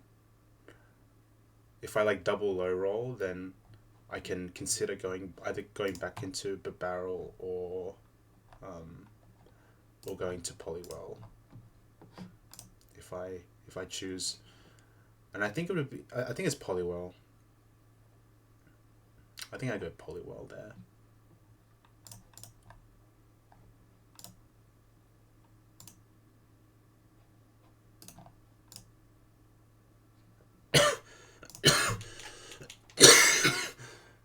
Okay, so sorry.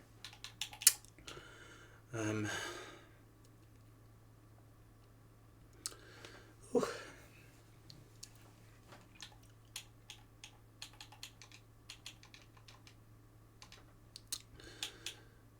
Yeah, the old sickness is being a bit stubborn.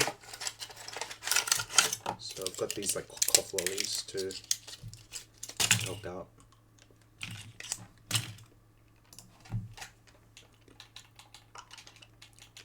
Okay, so I need this. I need nose pass.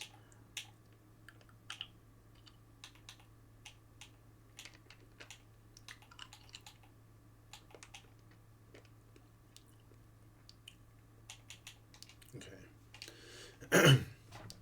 And now we also have to consider. So the Sentret's pretty simple to deal with. I just need to do some pivots to get Polywell in on a potential Iron Tail, and then Brick Break is a guaranteed kill. But I just need to consider the line where I do the Mud Shot turn 1, and Hyperfang actually kills the Weasel instead of switch AIing. So in that case,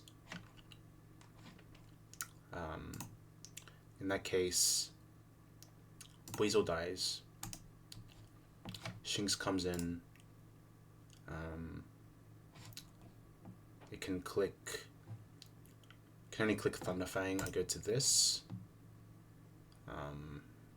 And Stomp is a guaranteed kill.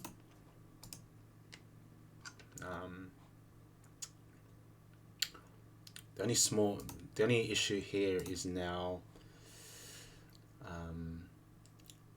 AI will probably see kill with Air Cutter and Giga Drain. Is a small issue, but maybe there's another pivot here I haven't considered, and it might be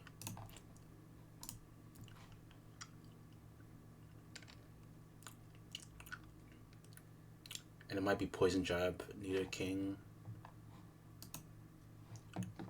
It could also be Sand Slash.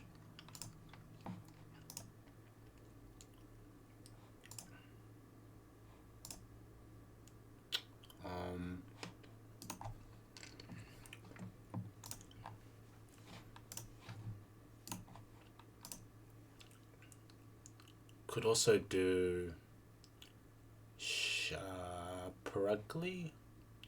on the Thunderfang. Well, no. Rhyhorn into Double Kick.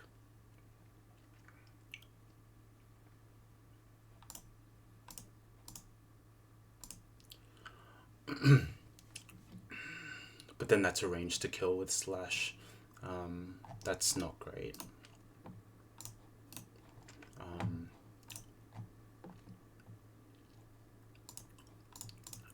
I could go Wormadam here as well. Whoever them seems pretty dope.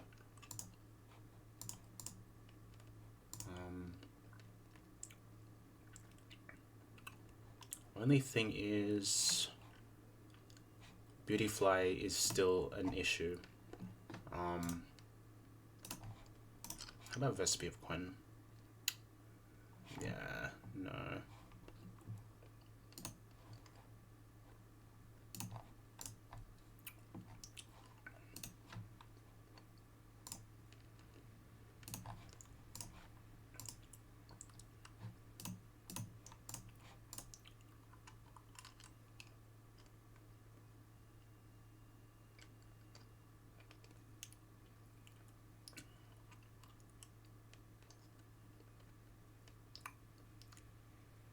Okay, I think Nidoking's a good bring as my 6-mon.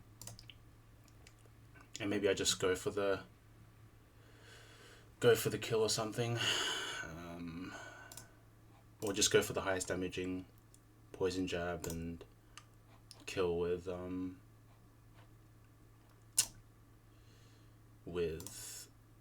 seeking, I guess. Because it shouldn't be able to click Giga Drain on me since it's not highest damaging move.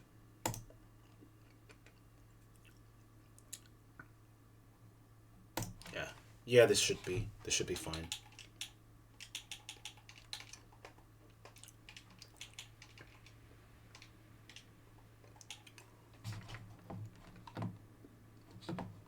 Yeah, okay. I think I'm feeling decent about this line.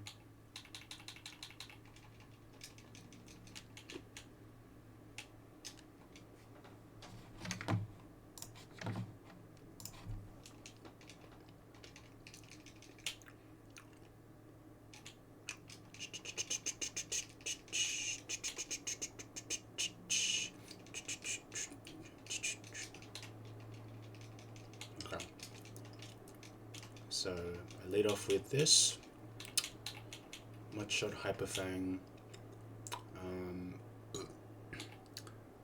If switch AI, then Beautyfly comes in on a big Hyperfang. I kill that, and that's the main guy down.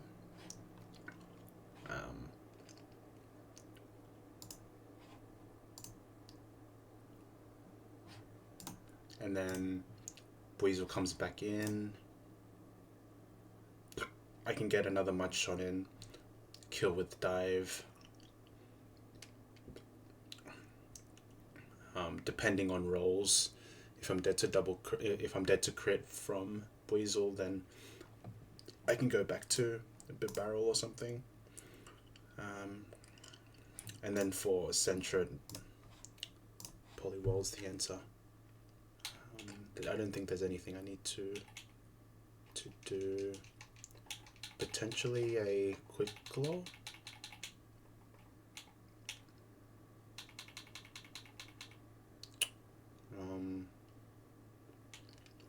Yeah, I think a quick claw on.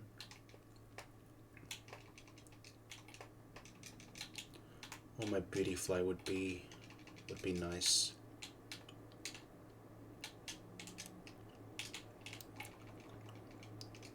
Okay, let's go here, move items. I put this on Rhyhorn because in the case of no switch AI, after turn 1, I'm more likely to bait Giga Drain.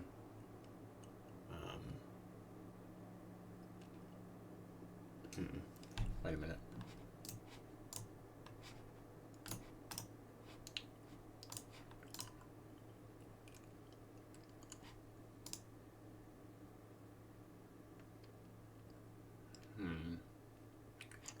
The plan's still okay.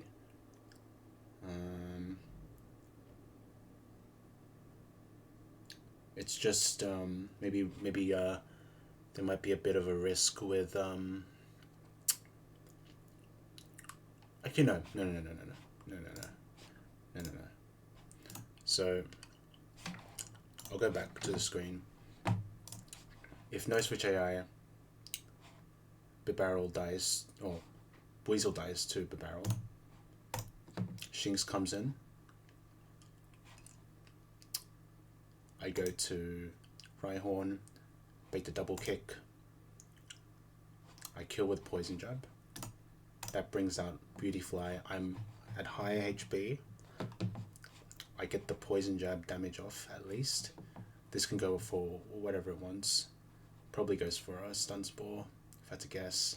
And then I go into Seeking, probably, and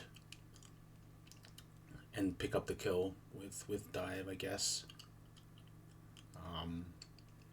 If it doesn't Stun Spore when Nidoking's out, it's okay, probably.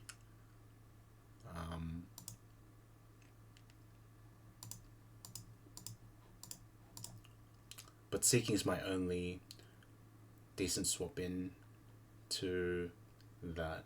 So yeah, it's gonna be tough. But I have ways to play around most situations anyway. I should be able to figure it out on the go. Okay, I did this fight already. It's important that I don't activate the other battle, because I don't want to do a double battle with this line that I've calced. Okay. Just save.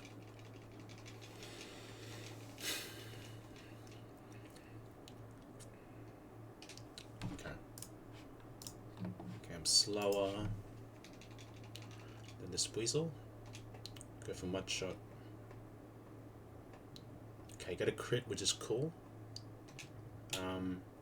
This doesn't have any super effective moves on me, so it's so the chance doesn't get nerfed of Switch AI. I just click Hyper Fang now. Okay, sweet. Beautyfly in. Crit.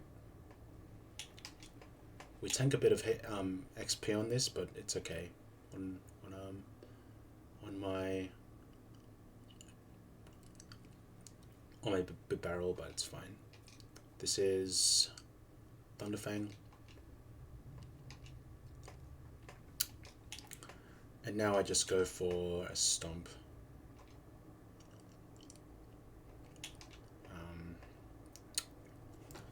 Since Aqua Jet is a quad effective move, there's a chance it goes for it, but I think AI sees, well, it definitely sees a kill with Aqua Tail, so it doesn't matter. It'll always go for that kill over a quad effective move that doesn't see kill. Okay.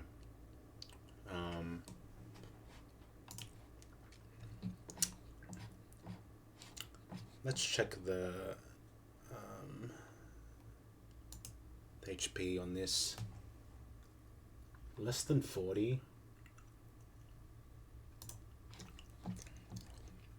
It's just below 40.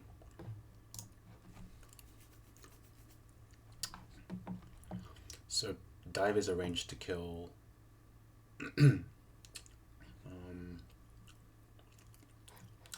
highest roll of Aqua Tail is 51, so I'm always safe here.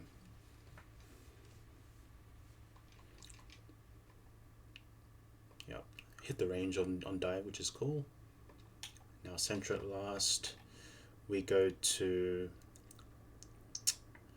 Nose Pass on the potential secret power, but this could also be Follow Me. Yep, goes Follow Me, and this could be Iron Tail. We go to Poliwell now.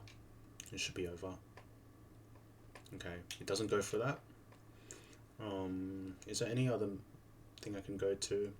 I could go to Rhyhorn, but I think it's inconsequential at this point now. We'll just go for the brick break kill. Cool. I think the intent with follow me was in case you accidentally turn that fight into a double battle. That centred clicking follow me could be brutal with the second team combined.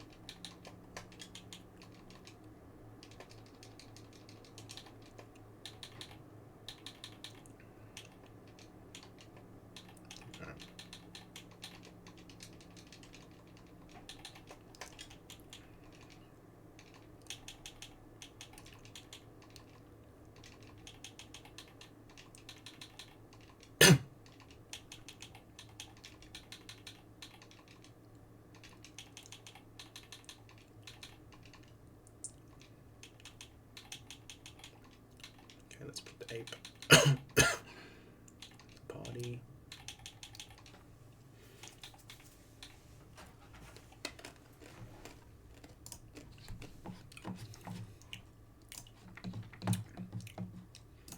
Now the next fight. Sync the box again. Okay, now what's the plan for this? Giga Drain is a range to one shot. If I go 28, it's a guaranteed. Which is cool, but if it had fake out, then I'd guarantee it, but not to be. Wormadam, Sandy, I don't think is doing anything here, so we don't use it. Won't be used on this either. Won't be used on this. Did I make a mistake on using Wormadam Sandy? Because now this can curse and do some funny stuff. But I do have, to be fair, I do have Perugly with Charm, and with Charm, it kind of invalidates the attack boosts. So I can use that strat to nerf the Munchlax for something else to kill, which seems pretty good.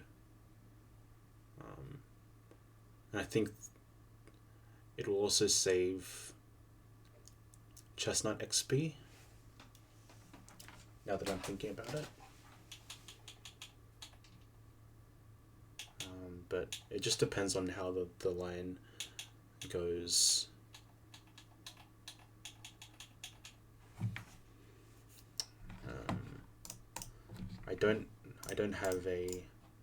I haven't figured out the Cubone killer just yet.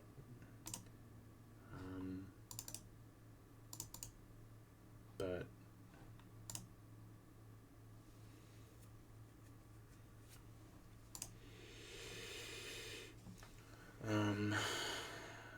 I have a couple of candidates. I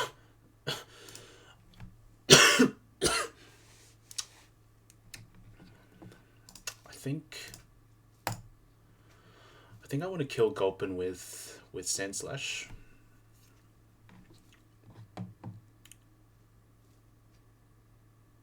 The only thing is, I just have to figure out who kills the Cubone, and I think I've preserved XP on Seeking well enough. I can just sit on this Cubone with Seeking and just click dive. And if I miss the range, then I just aquajet or something. There's not a big issue. And I save a team slot for the Munchlax in the back. So that's fine.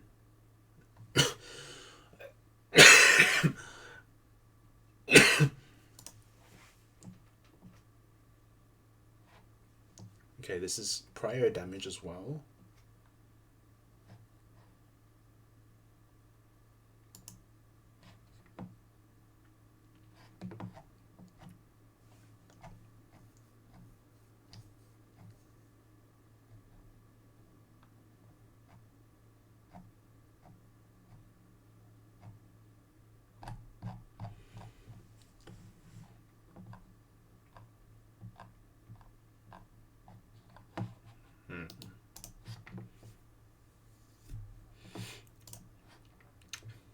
I think I dive, kill.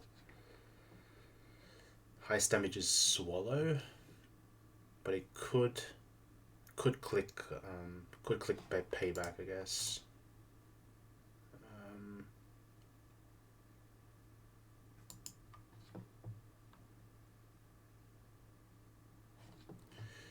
This might be a case where prior damage gives this a potential +2, but I'm not 100% sure on that one.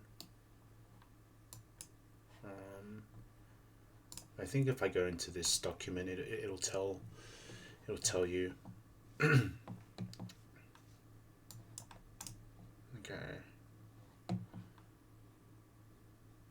So I think the boom moves self-destruct, explosion, dream eater, razor wind, sky tech, skull bash, solar beam.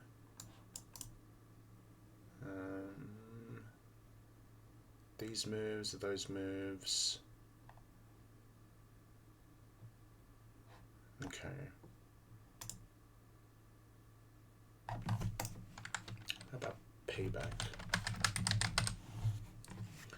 If I'm resisted to the move, if the attacker is slower, and the attacker HP is greater than or equal to 30, 75% chance of +1. Okay. Interesting. If I go payback AI. Okay. Get the same information. And then if I go to this one, this is another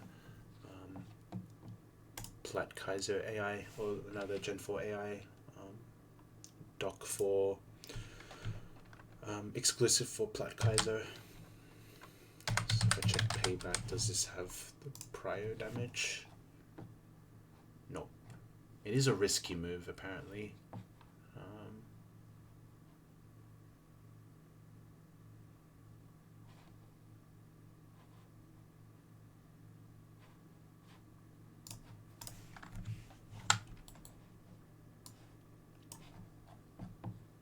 Risky AI. Okay. So in risky AI, payback gets the +2, which is interesting.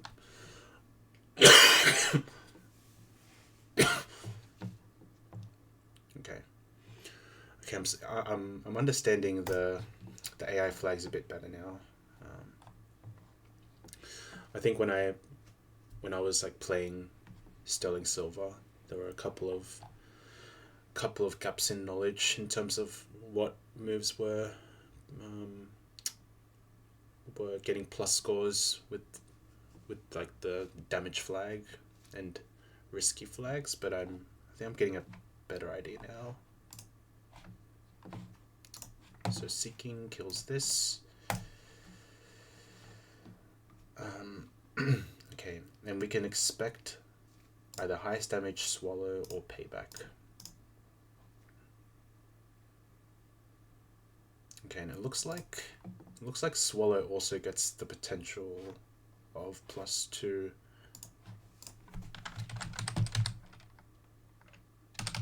Swallow. First turn setup AI.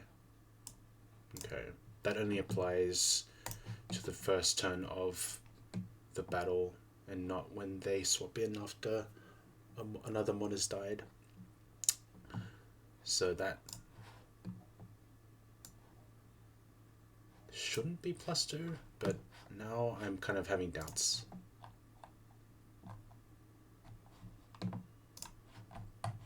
So I might check this out just for future reference. Okay, I'm getting conflicting information. It's saying that prior damage has no chance of +2, but then in this there's a chance of +2 with Swallow in prior damage AI. And then if I go to the Swallow, into the Swallow changes,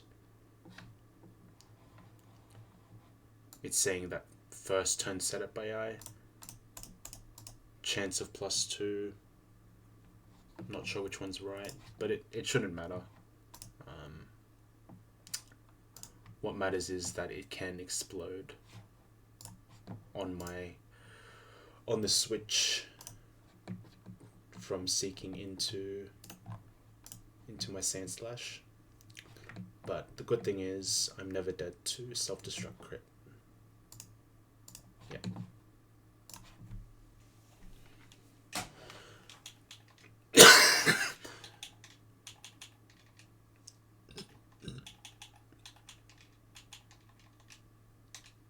Okay.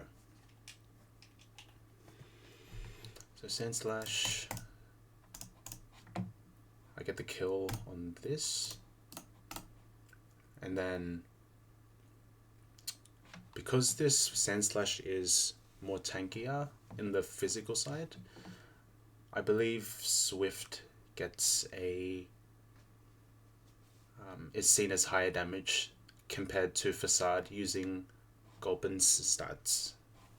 And we could even check this now.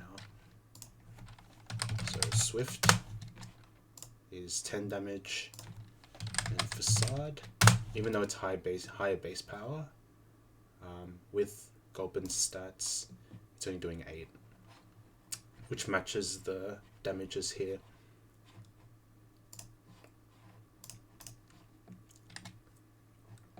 And none of the ones in the back, Hoot Hoot and Munchlax, they don't have super effective move, so then it goes off high damage. And yeah, as I said, it's Hoot Hoot with Swift that does more damage compared to Facade on Sand Slash.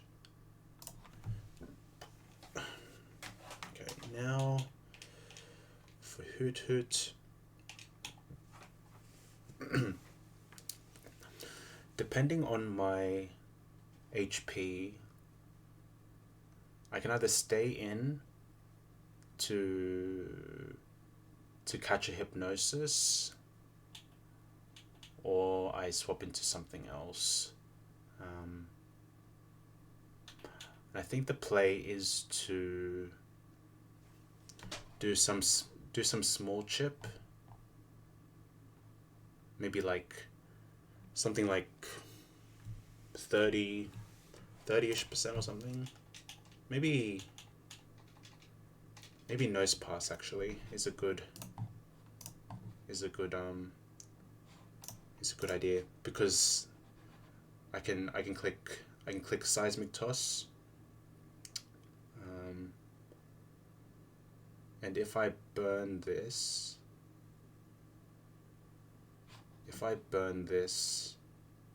I should be fine, because let's see, burn damage.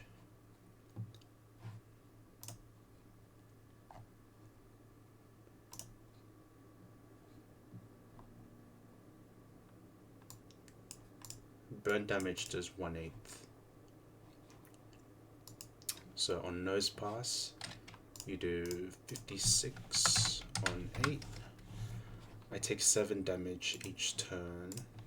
So if I swap into Nose Pass and it clicks Nightshade, it's 21 plus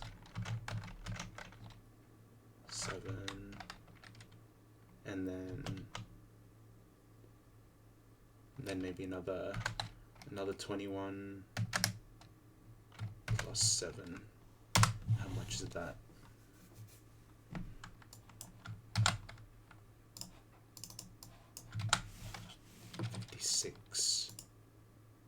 Oh, that's exactly the amount it needs to die to Nightshade.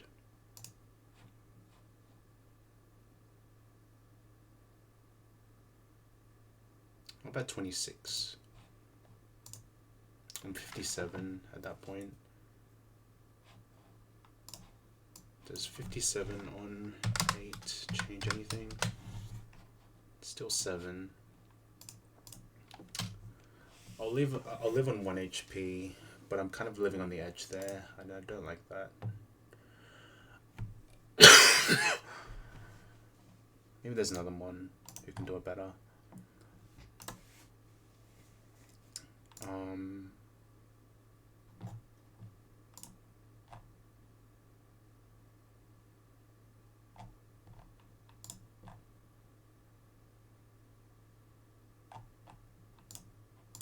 Anyone else with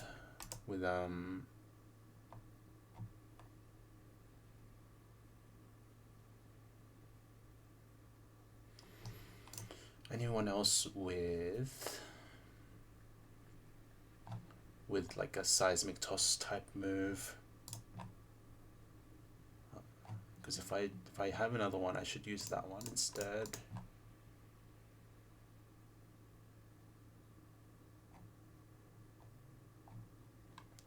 Because my idea is to chip this, not proc the citrus, and then slash kill is the idea I have, and then I'm in on the Munchlax already. I take very minimal chip. I just charm down until this is out of curses, and then I can go to something else to finish it off, to finish Munchlax off. And I think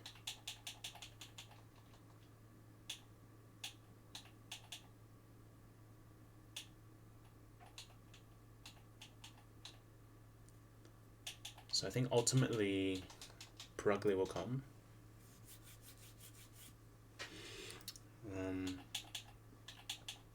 Probably Noctowl.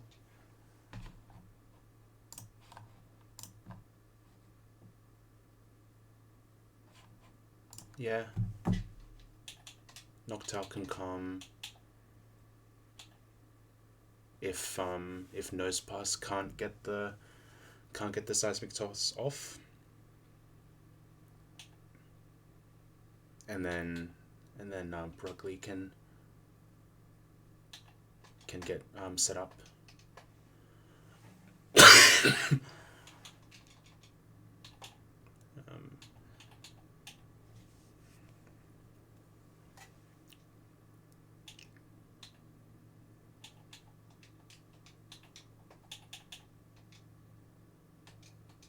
Am I faster than this Munchlax at all?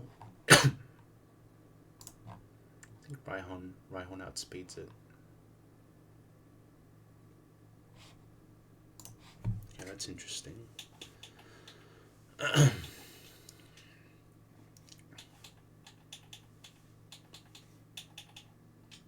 I think ultimately I will use Chestnut to beat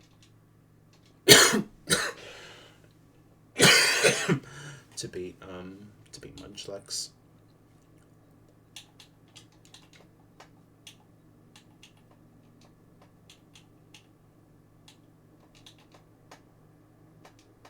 Okay, I think this is good. There's no switch AI with Cubone, and I'm never dead to SD crit or boom crit. And then yeah, I've got Nose Pass and Noctowl to soak some XP.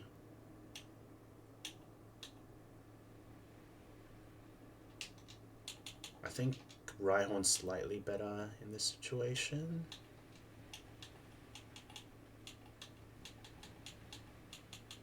But I'll just go with this. This is fine. Okay, we'll go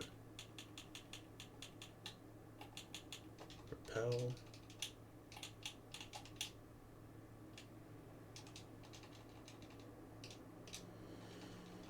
Okay, this is done. Okay, the hiker now. Alright, this is the one with the Cubone, right? The one I've just been planning. And the hiker can snipe you from as low as here.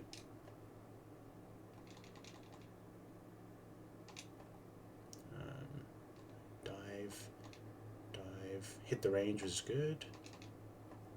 Gulping in.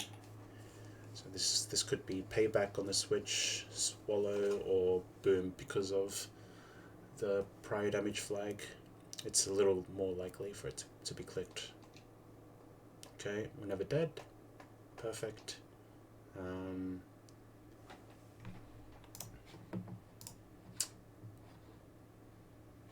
Yeah, we can even stay in.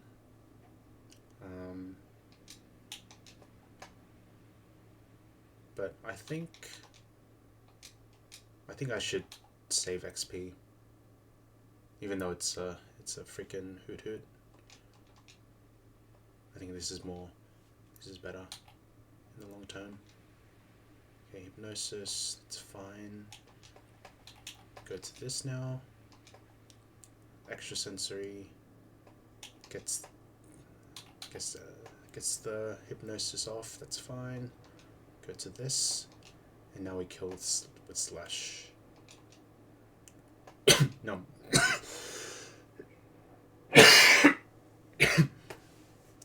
Munchlax last. This has Guts, but doesn't have a Flame Orb or Poison to take advantage of Facade. But it can also set up with Curse. So we're just going to Charm this 3 times.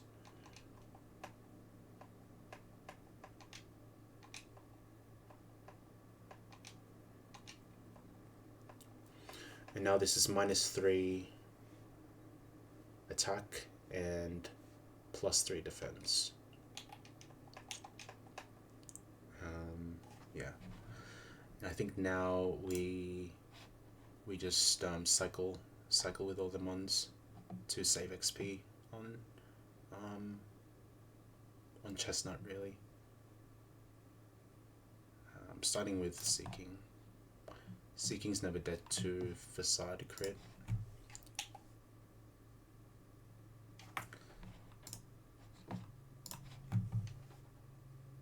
Could also go to Noctowl. Noctowl's a little more risky though because it's not as defensively bulky. But yeah, this should be safe. We'll go to Nose Pass now.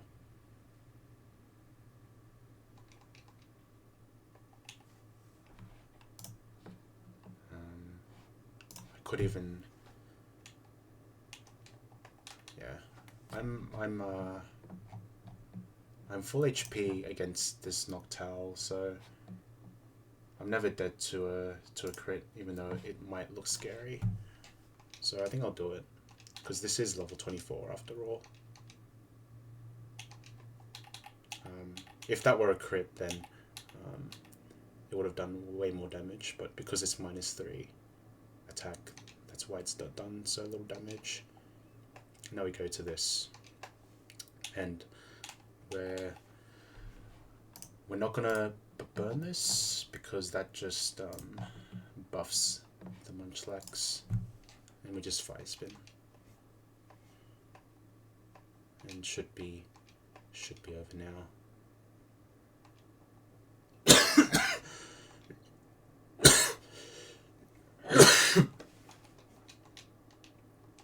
Okay.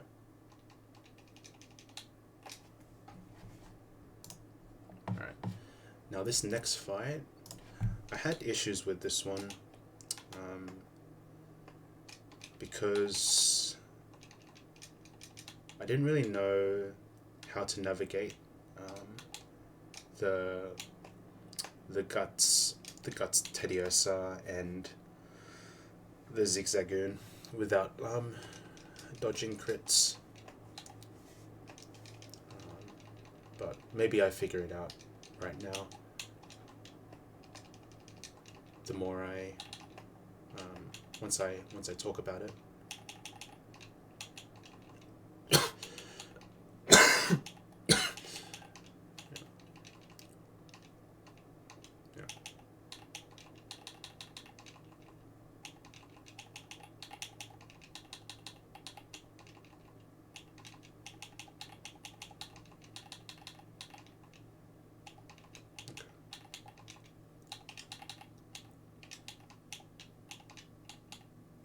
Little picture.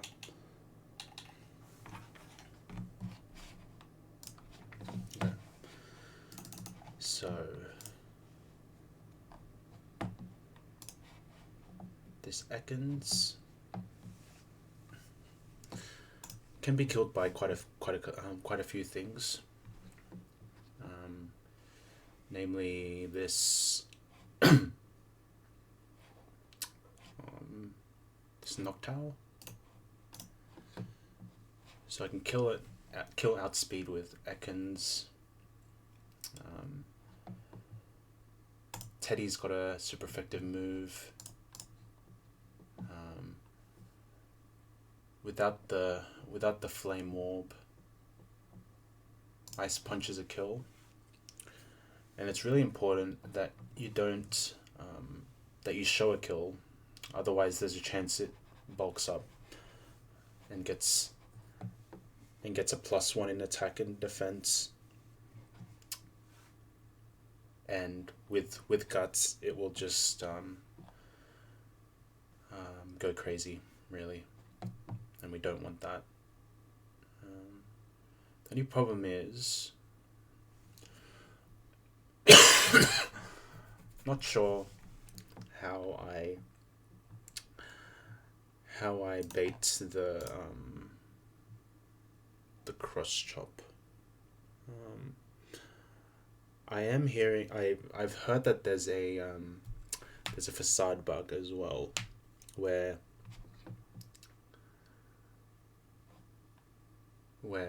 it doesn't double the damage of facade when the AI is statused from a Flame Orb, for example. So for the purposes of calcing, you would need to change facade into a 80 base power standard move like tackle, like an 80 base tackle, and then that's the damage that AI sees once statused.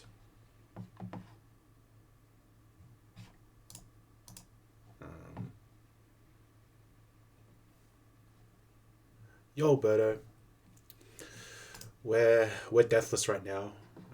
I'm taking it slow.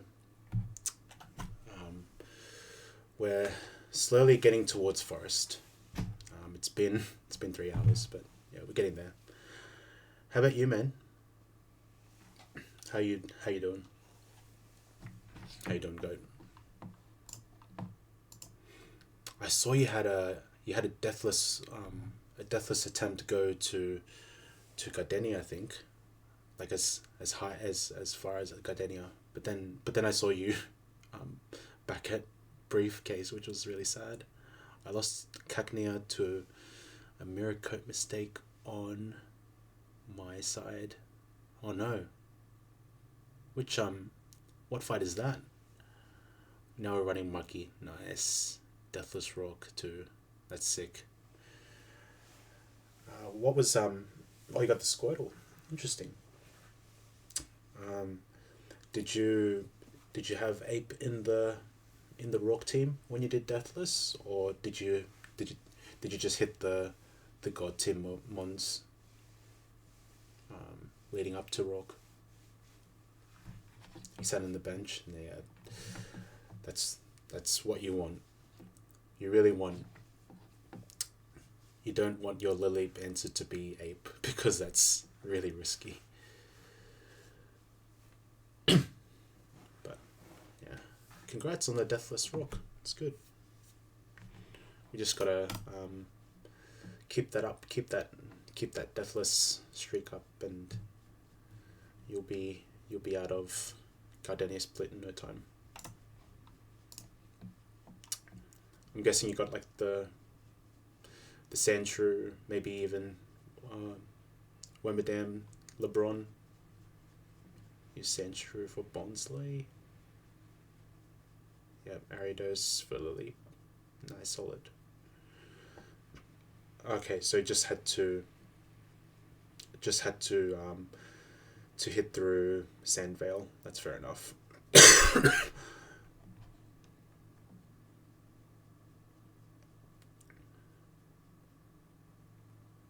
Yo, Baron, with the raid. How's it going?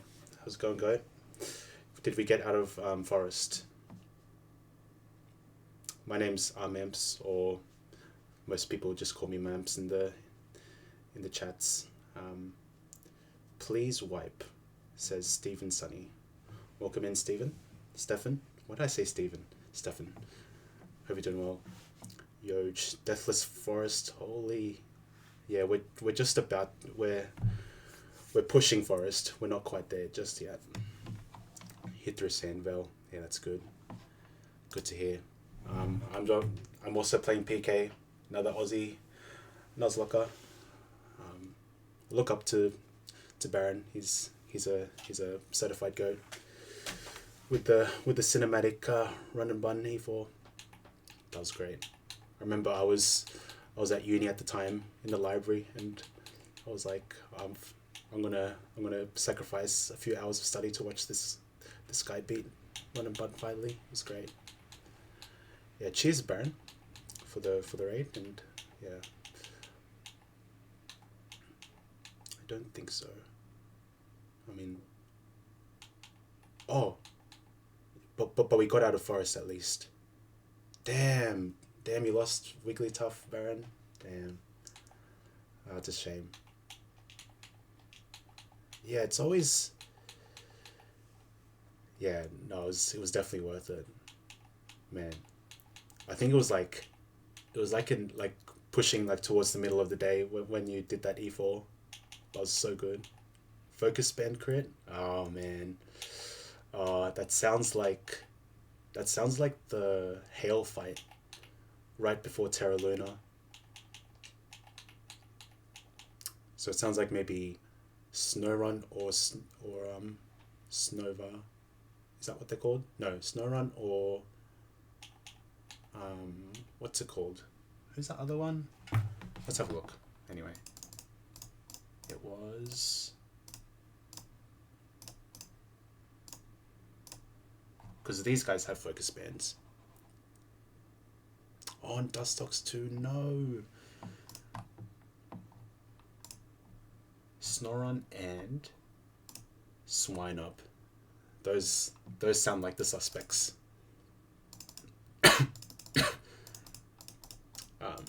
And also For the new guys tuning in, if you've noticed, we have a Wormadam, and I've decided to go with Sandy Cloak, aka Pizza Bron, and it's got goated IVs, and the reason why I've gone for it is because I've heard that the world record holder for this game didn't even have Wormadam, so why not try something new?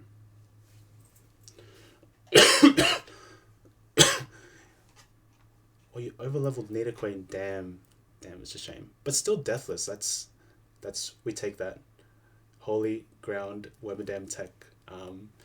Yeah, it's. I've never used it before, so I'm so cautious with this. I really don't want this to die, but it has taken down one baby mon.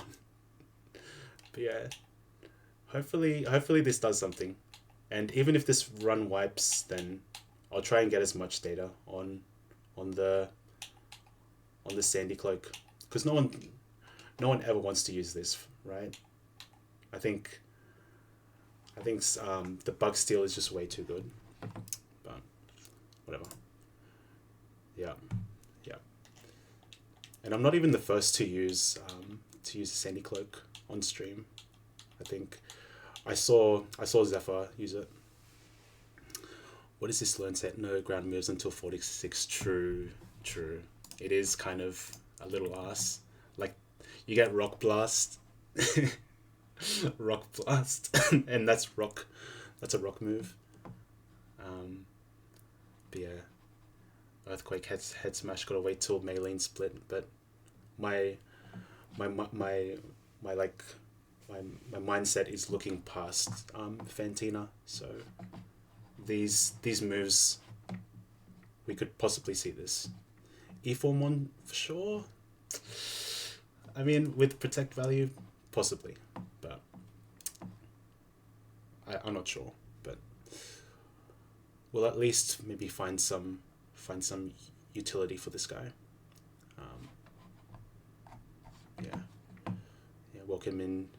Welcome in new chatters. It's exciting times for this run. Grass Cloak gets synthesis. True. Yeah, one little peck on one of its leaves and it's dead. But I was thinking about the Grass Cloak as well, because it gets so many coverage moves. It goes crazy with all the coverage, like Leaf Storm and Fantina Split, like Blizzard for some permahail fights. Potentially really good for the fight in Veilstone, right? So there's some potential there, but yeah, the typing may let it down for sure. Because I'm deathless as well. I wanna take my time. So I have been sweating these fights to make sure I'm not risking like too many crits. Earlier I made a misclick and I needed to risk a crit on my bit barrel on the Azurill a couple fights back. This one, because it didn't have a guaranteed kill, and yeah, bit barrel just crit and we didn't have to worry about that. But yeah. Okay. Back to what I was planning for. Actually, before I even continue, let's just do this, because I tend to forget to do this. Give your boy the shout out. Bang. If you guys somehow haven't followed or haven't already followed Baron, he is a goat of the Nuzlocking scene. Fellow Australian.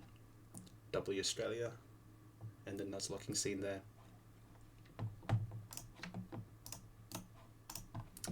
But yeah, the plan was to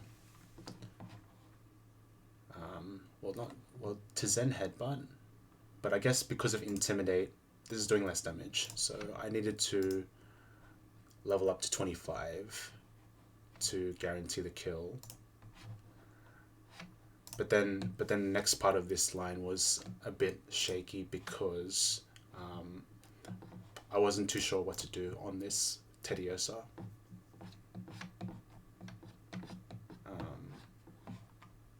Yeah, like yo, oh, we got another raid. Yo Sharky, appreciate the raid, man. How was stream? Were we playing PK? Were we playing Pokemon? What's happening? My name's Memps, but you can call me Memps.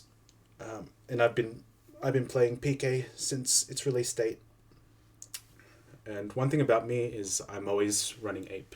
So for any of you guys maybe tired of seeing Penguin runs, this might be a little refreshing, a little refresher. We have the unevolved Ape, and my eyes are looking at the Ape delay. But yeah, anyway. Yeah. Wipe to Rourke, reset a bit, got my best ever Wormadam. Hell yeah. Good stuff to end with a Wormadam. That'll boost your chances on getting through Rourke. Are you going for full Ape delay? Yep, that's the plan. That's the intention. It's level 25 at the moment. These are the IVs. It's kind of like middling attack, but I think it's kind of maybe good enough as a starter. I don't know any of like the maybe IV ranges it needs, but yeah, it's got some good moves it can learn if you delay. I'm looking at all like the last moves there. Submission, Fire Spin looks kind of potent. Thunderfang, Facade.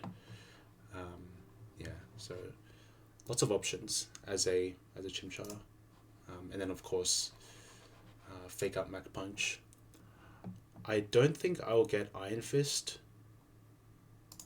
so I can't take advantage of the boosted power of Thunder Punch with the fist, or the Elemental Punch with the boosted power, and Mach Punch too also would get a boost, but you won't see it with this ape if you even see this ape go that far.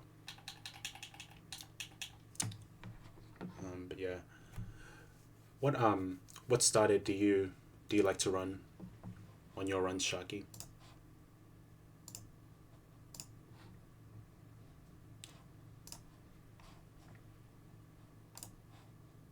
I feel like they all have value for sure.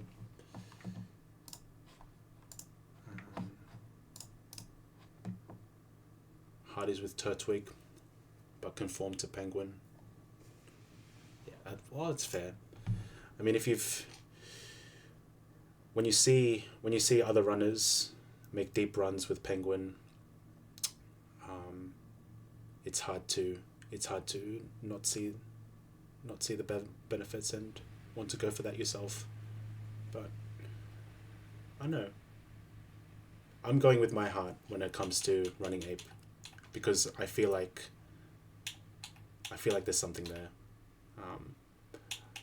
I think when I first played Gen 4, I played Pearl and I chose Penguin to start off with, but yeah,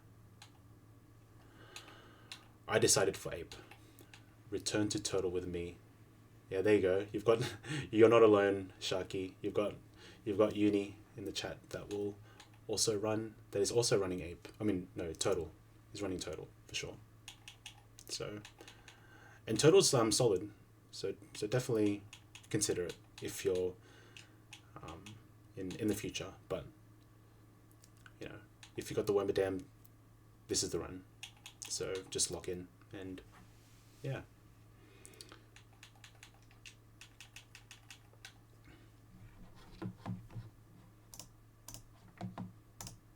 I myself should start using other starters, but I don't know. The heart yearns for the ape too strongly. And before I forget, once again,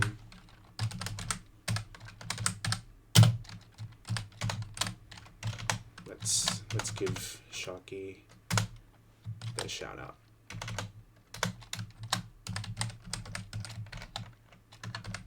DK. Another PK runner in the scene. Give him a good old follow if you'd like to watch some Wembadam gaming. Little Penguin gaming too.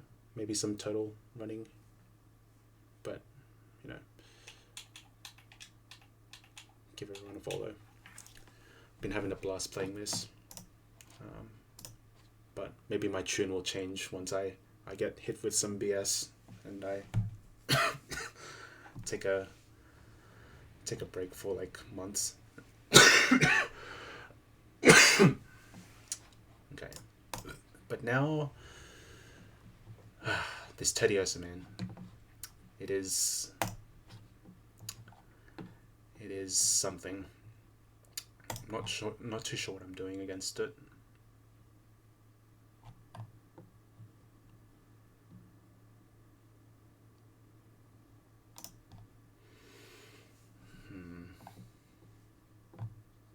Okay, there's no like prior damage or risky flags, so yeah, this is just a standard fight.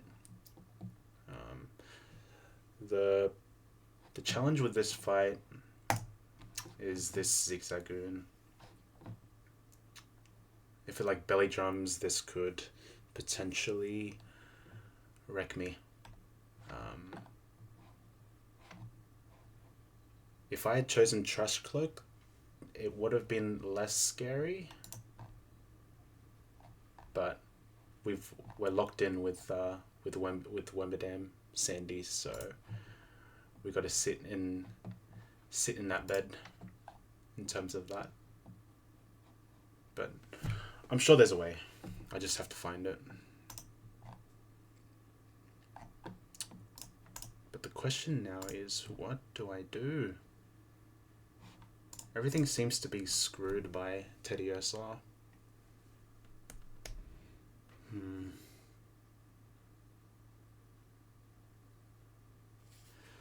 what am I doing?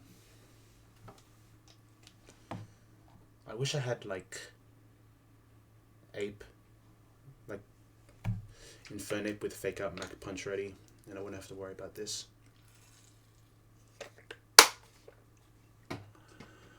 I mean, Seeking maybe?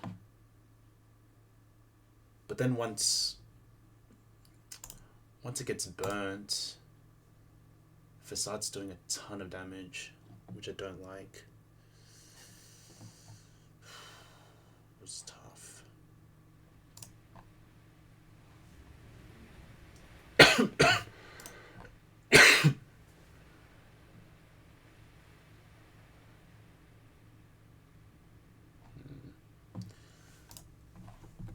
I could also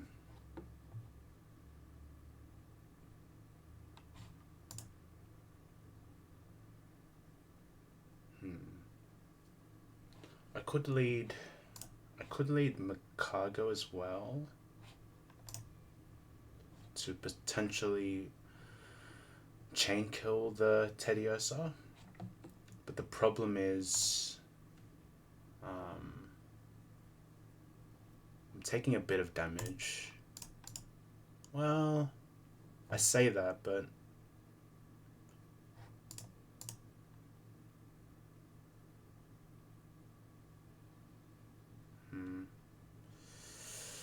it might be called for here, but I waste a ton of XP. My cargo is the only problem. Surely there's another line here that I'm not seeing.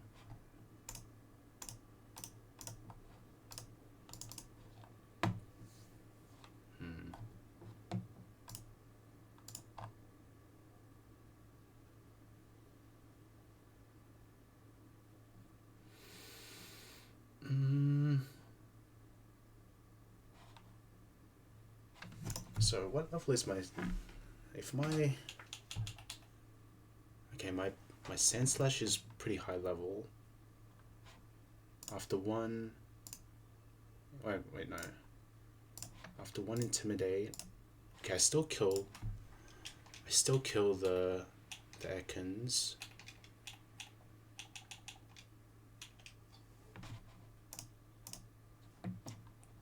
Okay.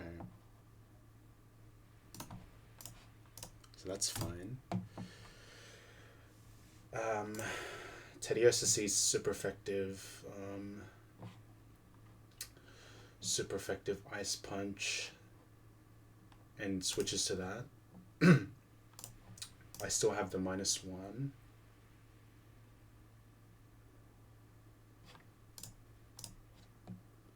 I can stay in.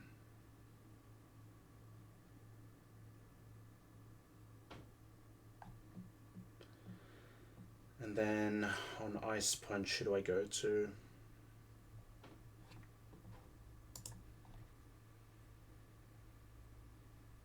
It's probably Poliwhirl, right?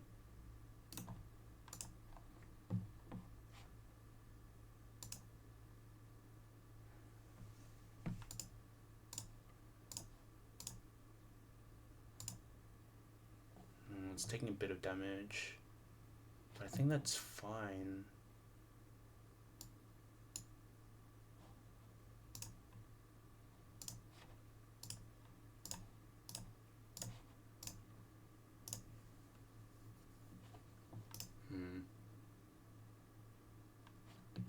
I think most times I'm fine with this line. So if I go... I get intimidated by Ekans, but I'm faster and kill. So that's a good start. Tediosa comes in, and I switch to Poliwhirl on either Ice Punch or Bulk Up. If it's Ice Punch, then it's free. If it's Bulk Up, then it's range to kill.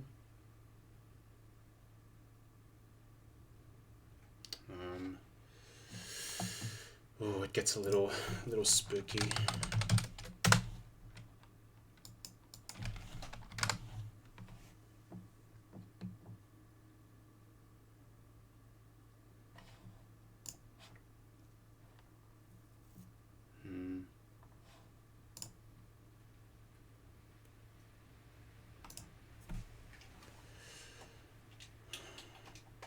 But I think this is what I've got to go for.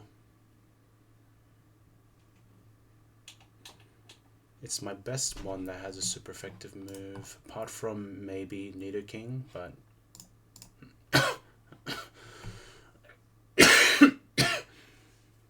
actually Nidoking makes this kind of free. Hold on. Yeah. No, this is good actually. I think regardless of what this does,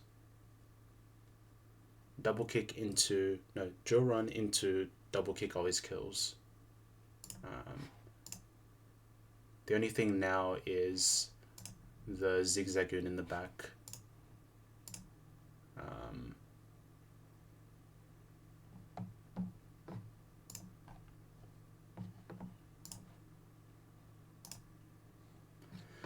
The Zigzagoon in the back will be a demon if in the event that drill run crits, which seems really bad. But I don't think there's any play around that. I think 7/8 of the time I'm fine. but there's a 1 in 8 that Sand Slash just straight up kills the Teddiursa, which means that Zigzagoon comes in and gets a belly drum off. So we are risking a 1 in 8 there. But I think that's worth risking. And then there's also the issue with baiting Ice Punch. We can't pre-sleep just yet, right?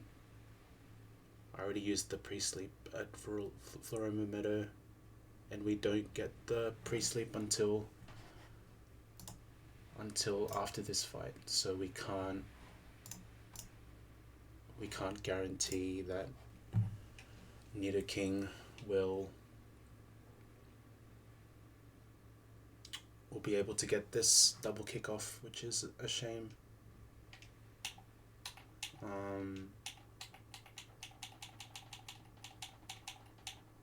Yeah, this one's tough.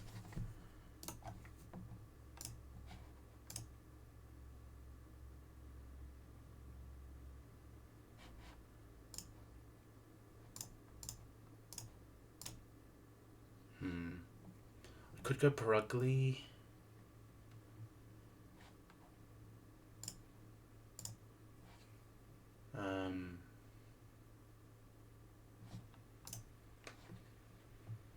I could also pre-status the Sand Slash. Pre-status the Sand Slash to be dead to Facade.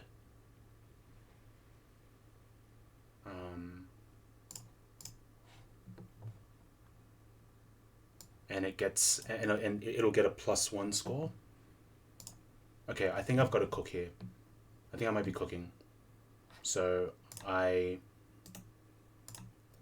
kill this Ekans, same as before, but I pre-damage and pre-poison so that when Teddiursa comes out, I show a kill with Facade. Straight up. Oh wait, no, but then what am I doing as a follow-up? Because I need to kill this quick. But that might not be the worst. I can copycat. Hold up. What happens if I poison and then I copycat the Facade? Oh my god. That might be it. That might just be it.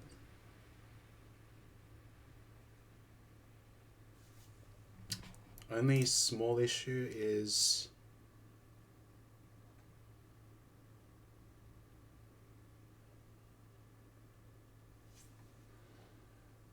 only small issue is that I can only do the Facade once.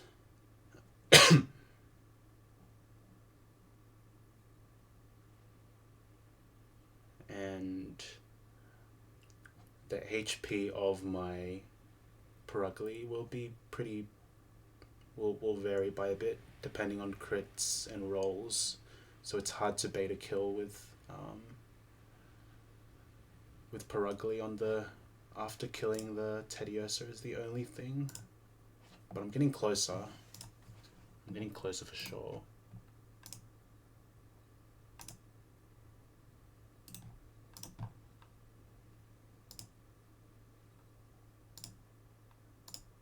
Could go 28 and I have like a really good roll to kill this, but if I double low roll, that's really bad. Yeah, copycat's goated for sure. I just need to I need to play this really smart, because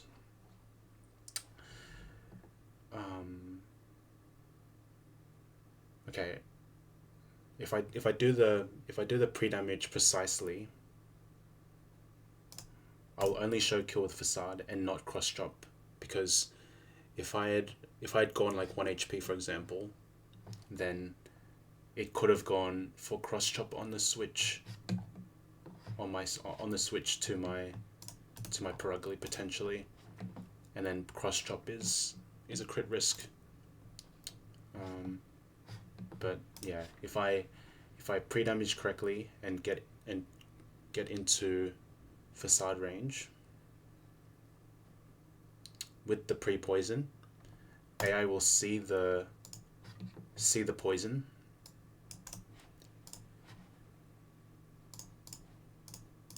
and give it a +1 score, and then since I'm showing kill, facade gets a score of +5, and Ice Punch doesn't have any other expert AI attached to it, so it only gets a score of +4, so it can only click facade. So that's what I'm thinking. That's what I'm thinking. And actually, and actually, because I'm pre-damaging. Wait, no.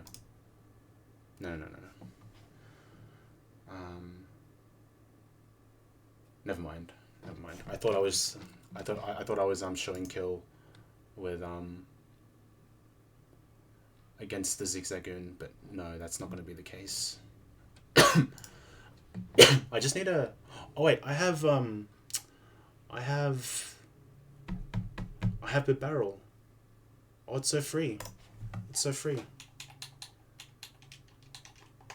Yeah, it's so free. Yeah, this wins every day of the week. I just forgot that Bit Barrel even existed. Oh my goodness. I still want to do that tech though. But the problem is... no, there's no problem with it, actually. No. And in fact, I think I have to do this for this to work. It just means that XP will be a bit high on Cat, but we should be able to manage. We just need to be very intentional with how we use it moving forward. Okay, so I need to pre-damage.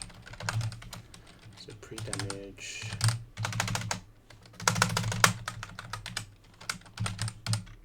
Pre-damage. Sand slash. So after 1 poison, take Teddy sees facade kill. Okay, so I need that, and so AI will see that I'm poisoned and that it sees kill with facade. Okay, I have to pre-damage quite a bit here. Okay, so it has to be, I have to end up at 10 HP. 10 HP.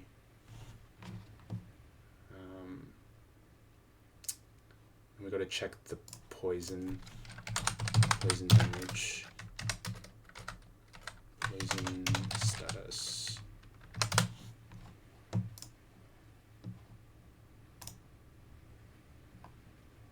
It's 1/8 as well. So I'm at 26. Yep, 26. 26 on 8. No. Wait, so 1/8. Okay, I'm level 20. I'm level 26, and nowhere near going up another level.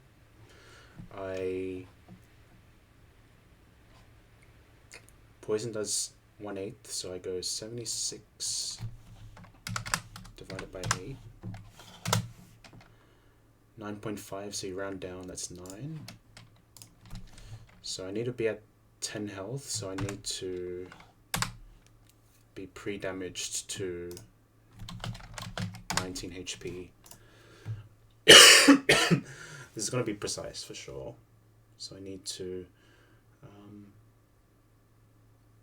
make sure that I'm very careful approaching this trainer to make this consistent. So okay. So 19 HP I lead. I kill the Ekans. There's no quick claw involved with Ekans, so I can just get the kill for free. After one tick of 9 damage, I go down to 10 HP.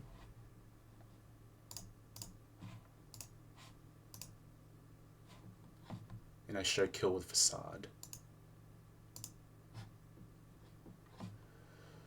Because I'm statused, it'll see that Facade's the Facade +5. The Facade kill with the status. And I go to Perugly pre-poisoned,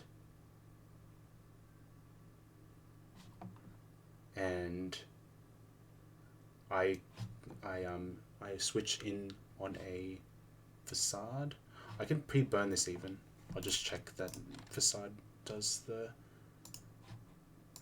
damage. Facade. Okay, it doesn't. Okay, so I need to pre-poison. That's fine though. So pre-poison Facade. Guarantee kills the Tediosa. Brings in the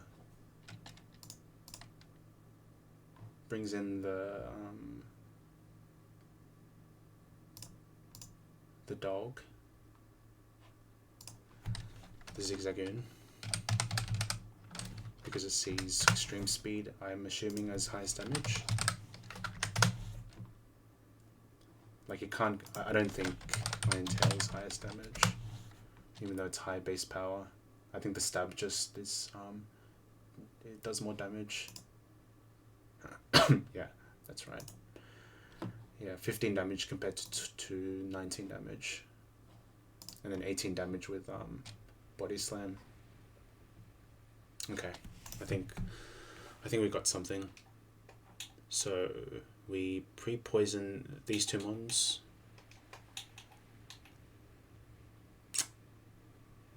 And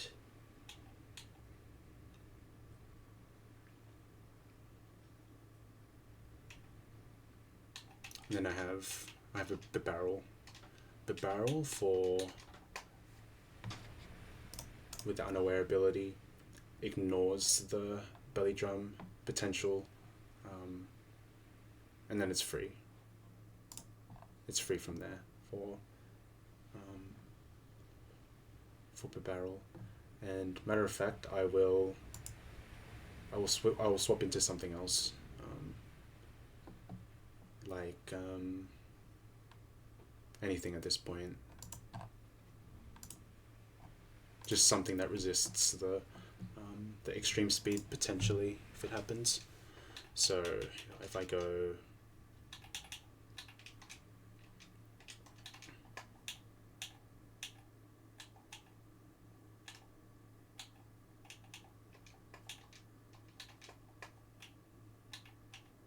won't really matter. Maybe Rhyhorn needs a bit of love.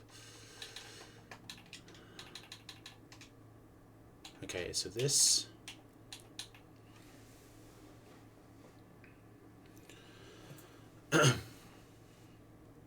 and then doesn't really matter what Zigzagoon goes for. It could go for Dig, well, it's whatever. And then my big barrel just dominates, so it's fine. So this and this.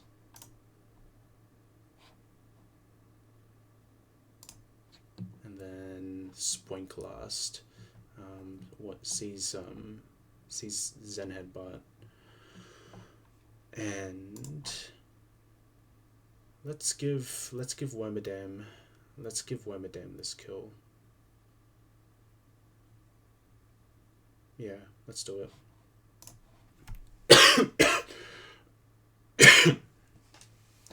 I just need to route it correctly so that it's really good.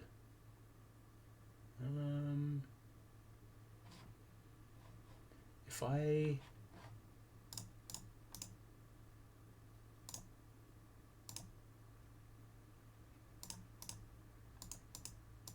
why does crit do so much? What the heck? Huh? What does Big Pearl do?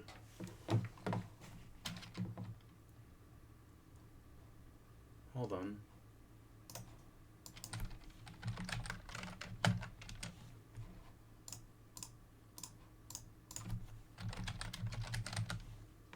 Why was the crit rate so high?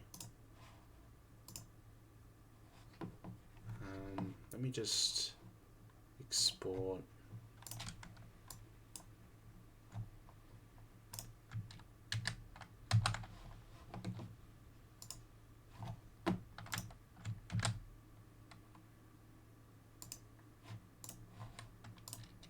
Let me go. What's it called? What was I looking for again? Splink.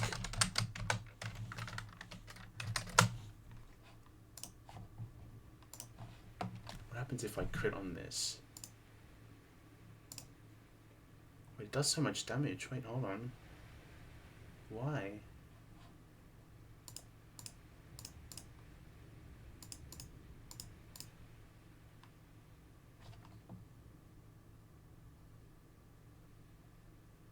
Huh?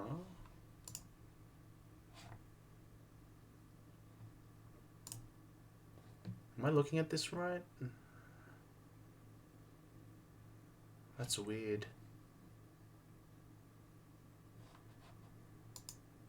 The calc, both these calcs are giving different damages. This is weird. Is it because, does it have something to do with Wormadam Sunny? Sandy. It's weird. Man, this is some weird stuff. I don't know if I want to use it anymore. I guess we'll find out the damages when I swap it in.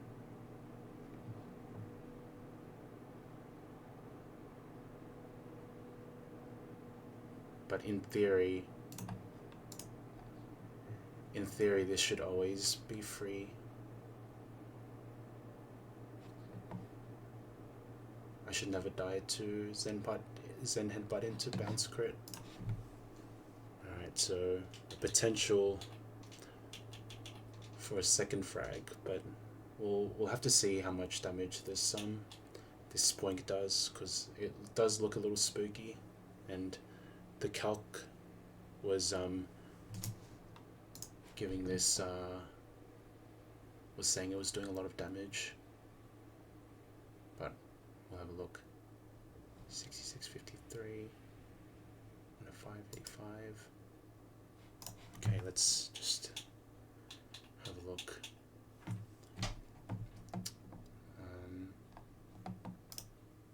I'll have Rhyhorn in the back. I'll have Rhyhorn in the back, and then my backup is probably Dive. Okay, Dive Seeking I think is my backup, because I'm unsure of what this Spoink wants to do, or how much damage this Spoink is actually doing. Okay, but otherwise this line looks pretty free.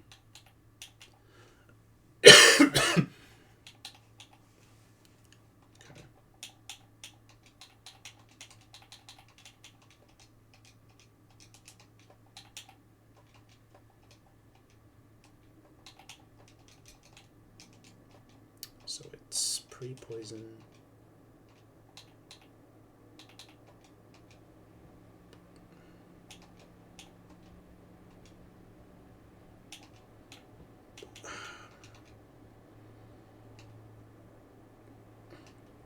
Natural run. Okay, so I need to pre-damage this to 19. I could put a quick claw on this in case I need to. And then my backup, my backup plan for the spoink is the CZ, the seeking, and it should be free from there. Okay. Yeah. Whew. We took a hot second to cook that, so apologies for making you guys wait, but hopefully the plan pans out the way I expected to be, and the deathless streak continues.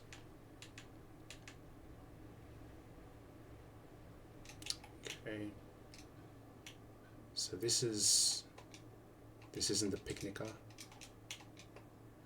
This is the hiker. Hiker Nicholas is the guy that I'm standing next to.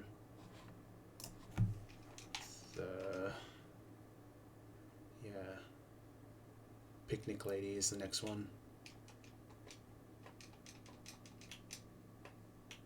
Okay. I'll just do this real slow.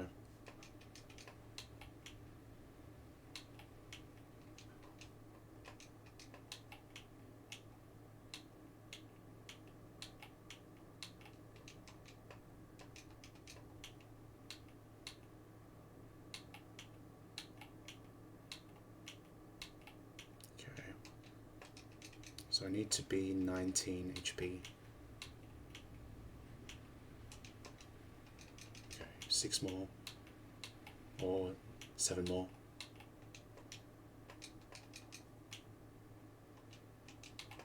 Oh my god.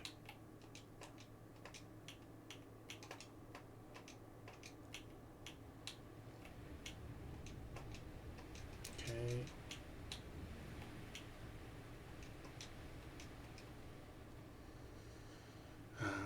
19 HP. So one more.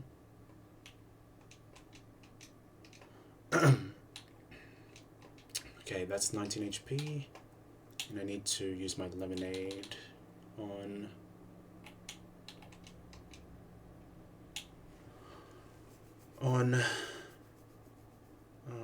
Glamiao.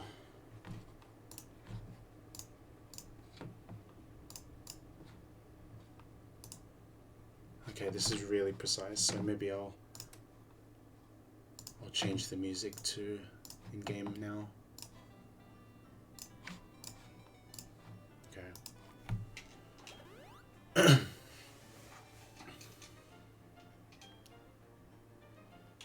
Alright. So a pre-poison on Glamiao, or Perugly, but Copycat. Got Dowsar with Drill Run. Okay, looks good. Okay, we'll save this.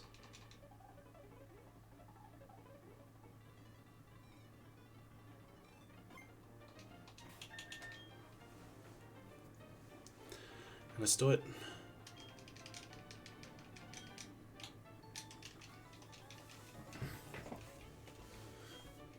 Okay. So Karina leads off with the Ekans. We lead off with Sand Slash.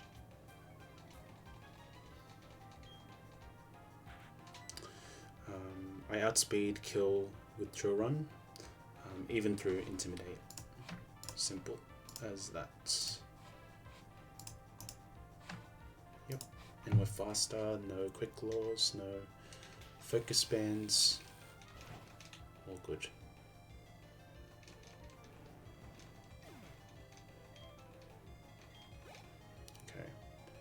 get hit by the poison.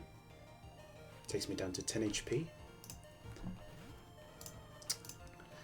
And we're pre-damaged, so after one tick of poison, Facade, Tediosa sees Facade kill. It also sees Ice Punch kill from this range, but because we're pre-poisoned, the AI actually sees that status on me and gives the extra +1, so this should always be Facade. And we do this because we don't want to see bulk up on the switch. And we do see the Facade.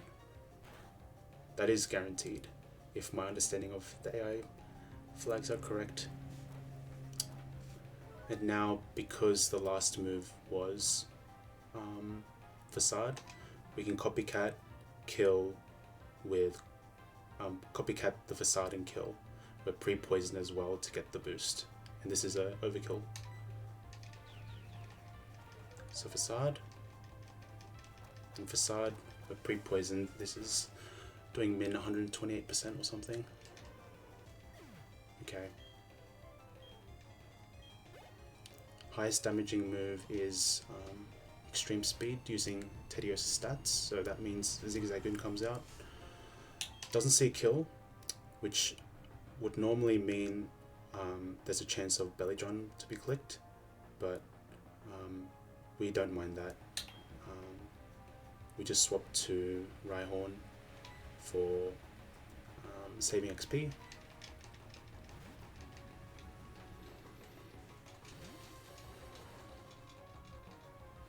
Yep, goes for E speed. Didn't see kill. He could have gone for Belly Drum, but it's fine because we have unaware barrel. So even if this did click Belly Drum, it would just ignore the boosts. Yep. So so if this does ever set up on you with Belly Drum, you kind of need to have an unaware mon, otherwise you're definitely risking a crit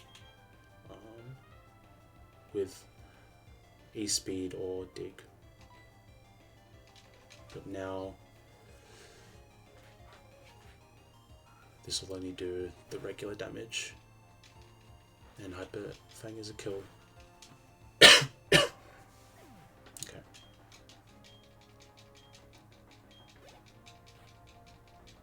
Now Spoink comes in last. Spoink was acting a bit funny on the calc, so depending on the damage roll we see, Pizza Bron or my boy El Shabagi could get another frag this stream. So this is always Zen Headbutt, and we'll just peep the roll. Max roll should be a 12 if it's not a crit. Okay, that did, what is that? 57 plus 10, 67, 15.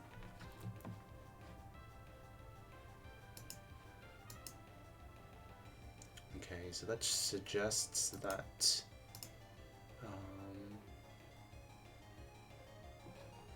that maybe the calc on the HCLA calc is wrong. Anyway, we should never die to a bounce crit. I'll just double check. Yeah, max roll bounce is 48. We have the quick claw as well, so we could just outspeed this right now and kill with leech life. Okay, this should never kill. Okay, got the para. Okay, got the leech life.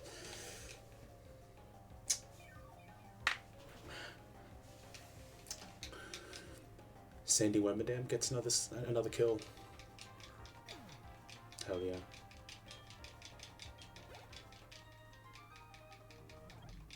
Okay.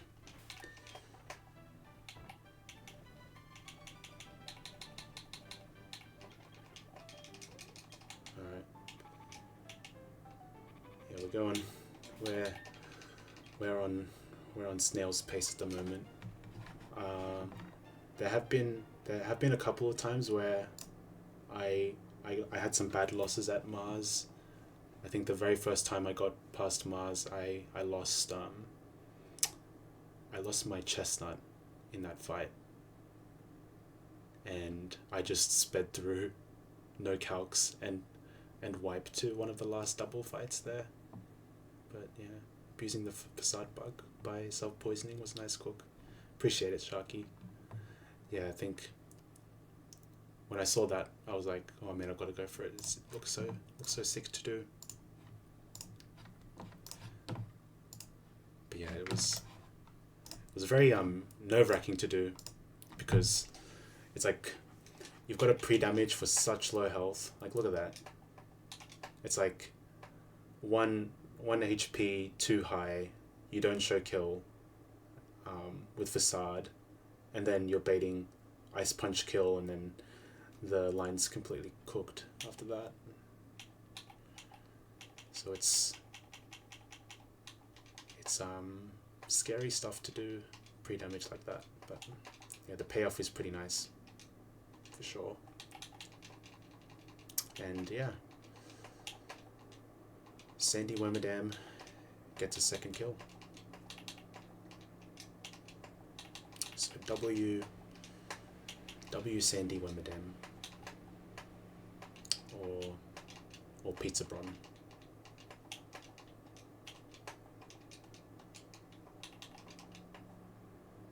Yeah, it do be looking like a meat lovers without the sauce, if I'm being honest, or just a pepperoni pizza without the sauce on it.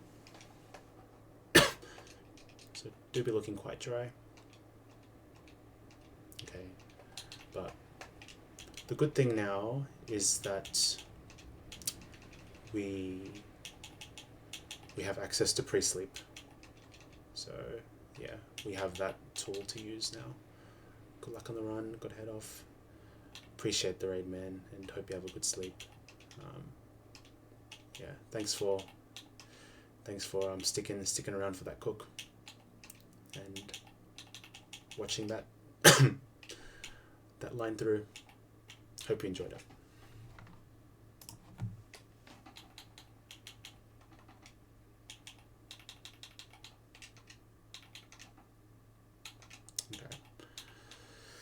Okay, we're almost at 5 hours streaming, and I think this might be my last fight of the stream.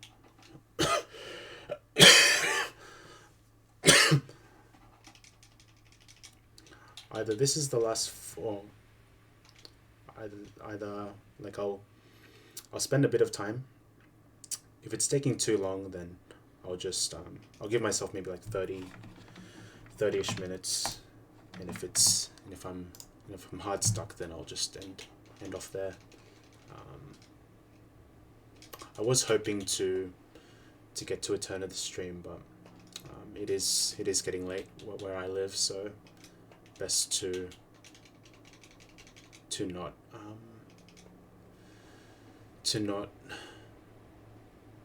be playing on a tired mind, and maybe I'm more prone to making mistakes the longer I stay here.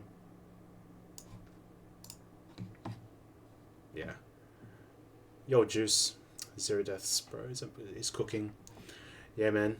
We are cooking, and we are sweating so hard, man. Like you wouldn't believe. Like, I've been here. I've been through this section of the game a couple of times, and when I'm balling, it's like, I'm taking like 1 hour, 2 hours, maybe like 2.5 hours, like medium pace, or 3. But yeah, I'm taking it super slow. Yeah, we can have a look at the box before I start looking at this fight. This is the box. No deaths, a ton of stone evos, and if you notice one thing about this box, we have Sandy Cloak Wormadam.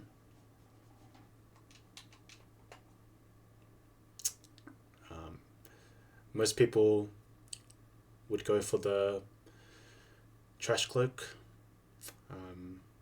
Bug Steel seems like a really, really good typing.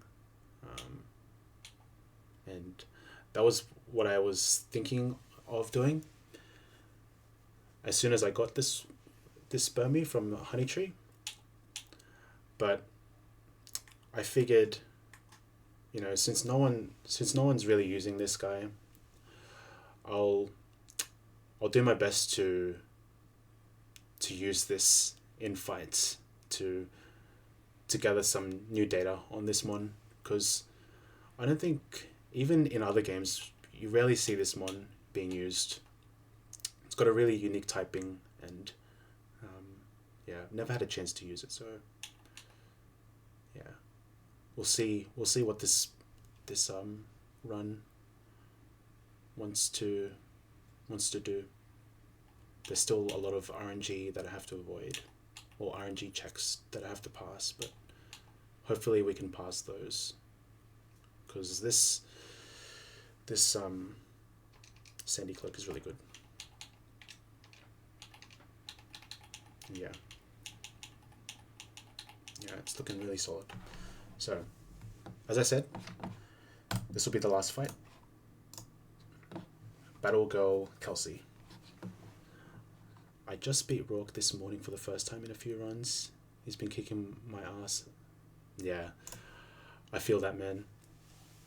You see, I've spent a good couple streams just getting my ass kicked by Rourke too. So, yeah. Ariados 1v4. That's crazy. It sure is, and it only gets better for Ariados for sure. I mean, you've got the Gardenia fight where you can do some big things, and I remember in the Twitch Plays Pokemon in the Hearthome gym, Ariados popped off on that fight too. So, yeah, 3 of my mons didn't even see the field. That's crazy. Wait, so how did that work? There was you would have had maybe Sandshrew or maybe Piplup, or Primplup, kill the Sandshrew lead, and then Laleep or something comes out, and then you just go ham, right?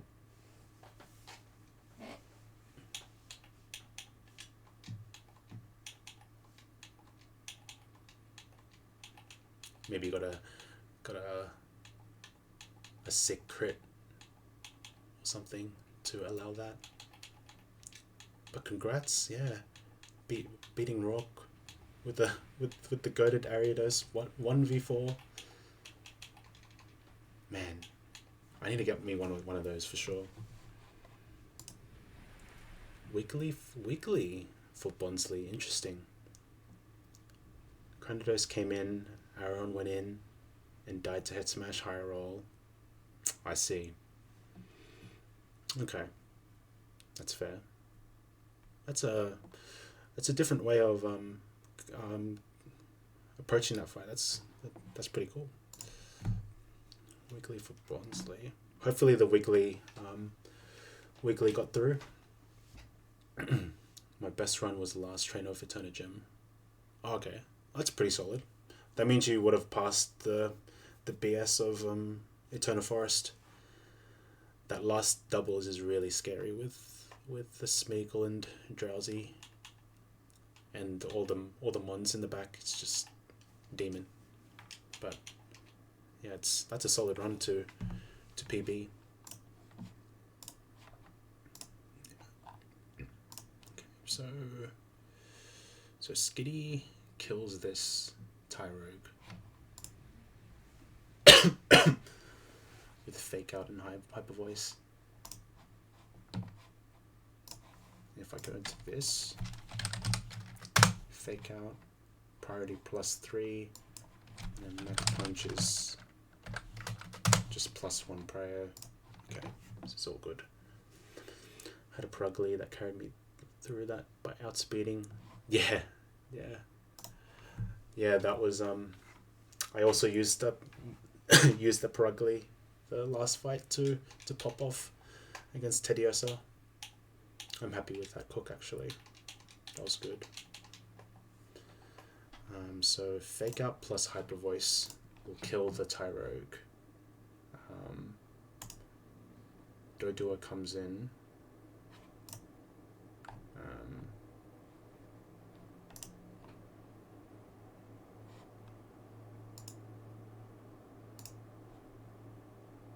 Okay. And Nose Pass can get the kill here. Okay, this is looking good. So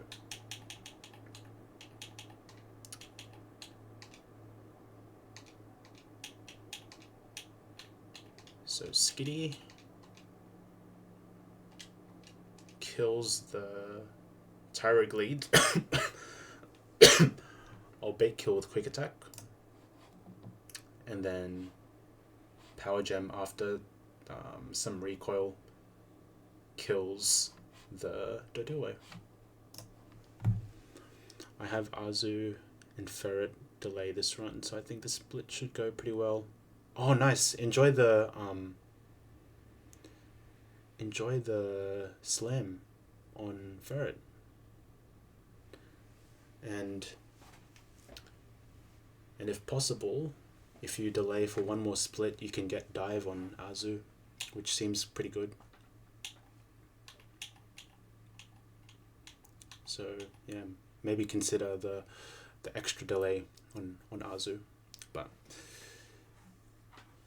there's no shame in taking the level 26 Azu right away if you need it.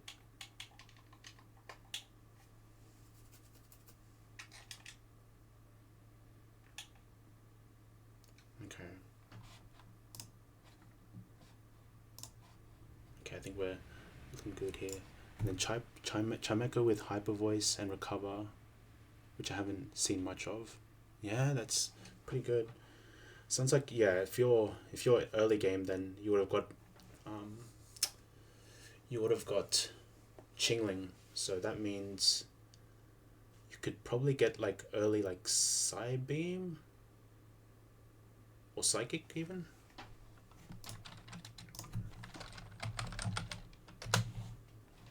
Yeah, early Psybeam, because I've caught a Chimeco in the grass next to Eternity, and I was disappointed to see that there were no psychic stab moves on my moveset. So enjoy the Psybeam for sure.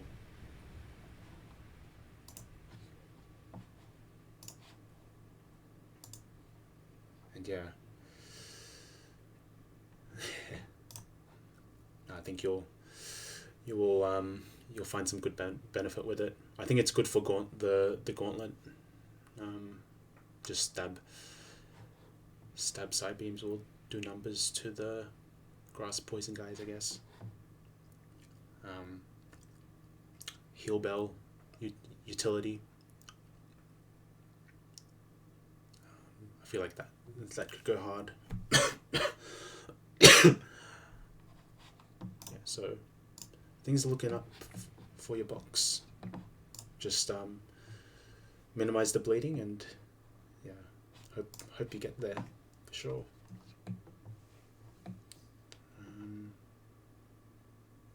Okay, so jump kick. On jump kick, I go. Okay, I can go Dust Tox.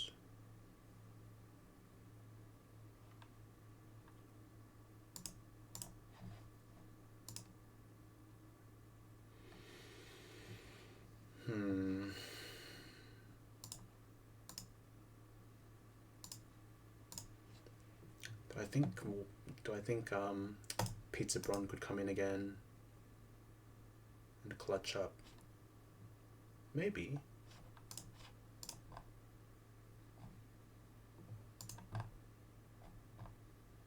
Noctowl.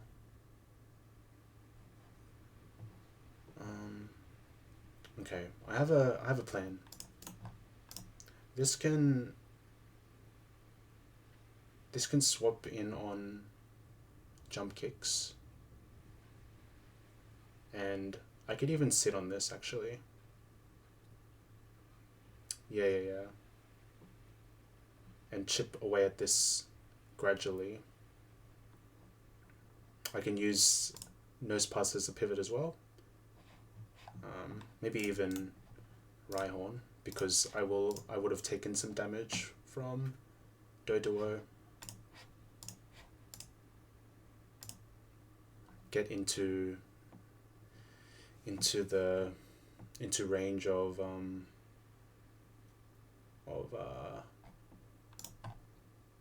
Nidoking double kick kill.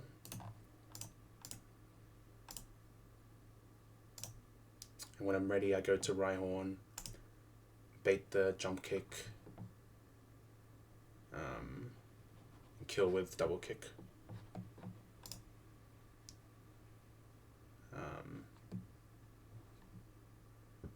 And I can poison jab for big damage.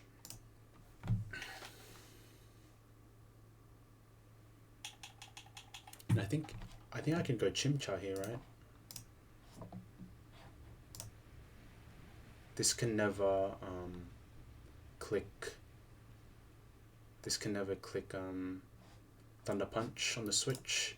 So even if this does get a +1, we're fine. We're faster, and if Poison Jab isn't a kill, we can go for a peck. We can go for a peck.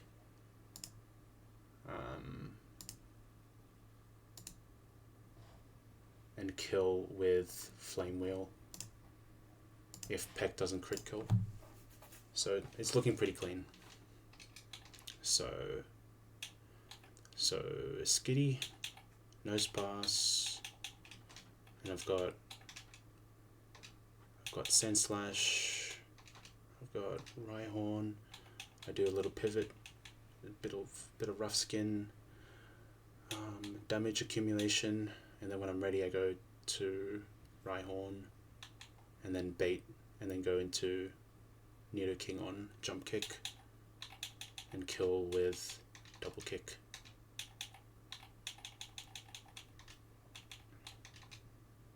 Okay, and then I do a cheeky pack on the Meditite, and if it doesn't kill, then Chimchar in the back can kill with a Flame Wheel. In case of freeze, Flame Wheel will thaw Chimchar out. It can never click Thunder Punch, so he should be fine.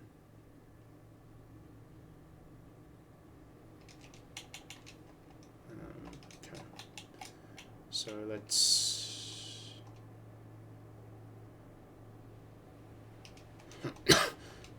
I'm just going to do some pre-damage again. This is poison.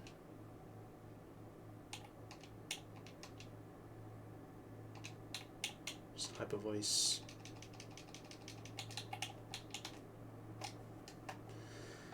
And the pre-damage I want to do is 15. And I need to be careful not to click left, otherwise I will bump into that lady. So 23, so 15. I need to be at 15 HP.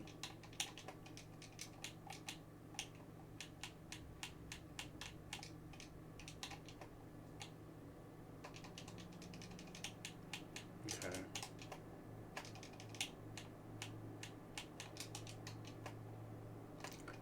26.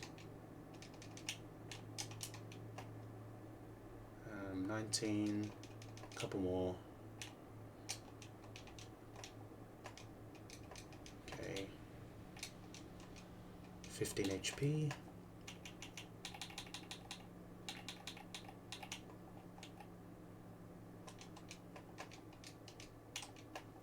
Okay, so all of this is to bait the quick attack kill. Okay. Should be chill.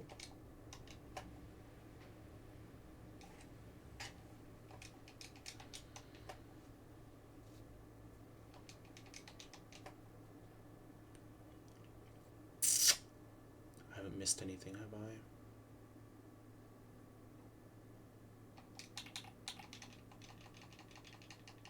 Just gotta recover the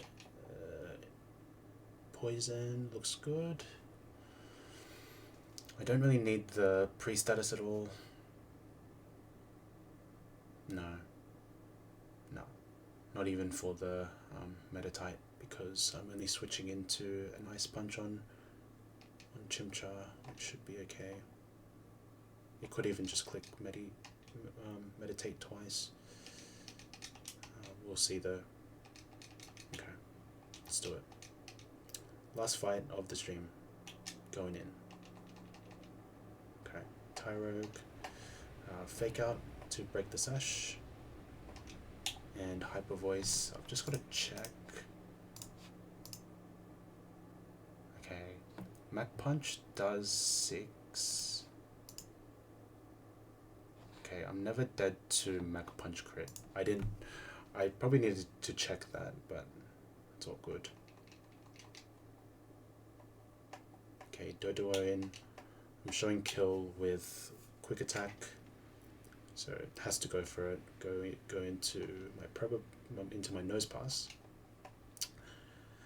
This is Solid Rock. So same ability as Chestnut, but gets the job just as well. Gets the job done just as well. We go for a Power Gem. This is really likely to kill. And yeah, super likely to kill. Goes for high jump kick. That means it's a guaranteed kill now. Okay.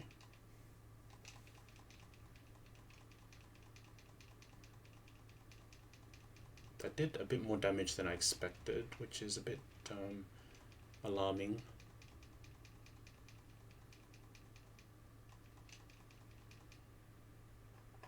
Okay, Baneri. This should see jump kick kill, right? I could have been dead to a crit from that high jump kick actually.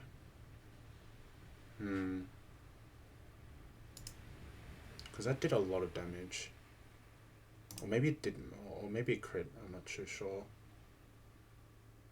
Yeah, that was a bit suspicious. But this should be jump kick. Okay.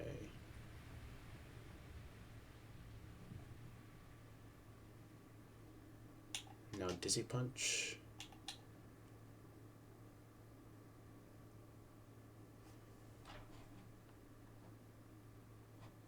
Oh, it's because I had Reflect up the whole time. Oh my goodness. That's crazy. Oh man, I just I've been dodging crits like crazy right now. That's crazy.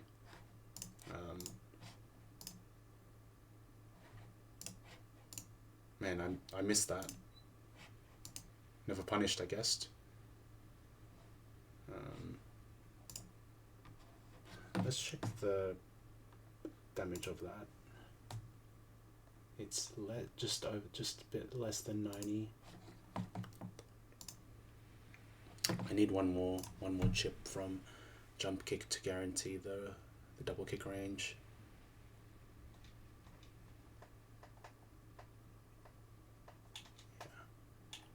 So one more jump kick. I'm never dead to this. Okay, now it should be guaranteed. Should be. I'll just check one more time. Yeah, less than 80. Go to this.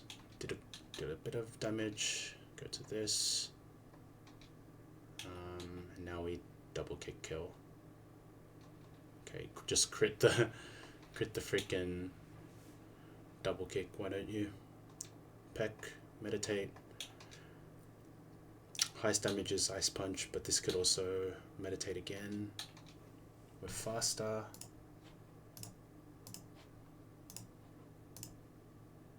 And we never died to a crit. Okay, I must have missed. Okay, so maybe maybe the issue there was I just misclicked the calc and I had reflect up. I think that's what it came down to. Because I was thinking maybe there was a calc error, but I had reflect up because I had unknowingly pressed that.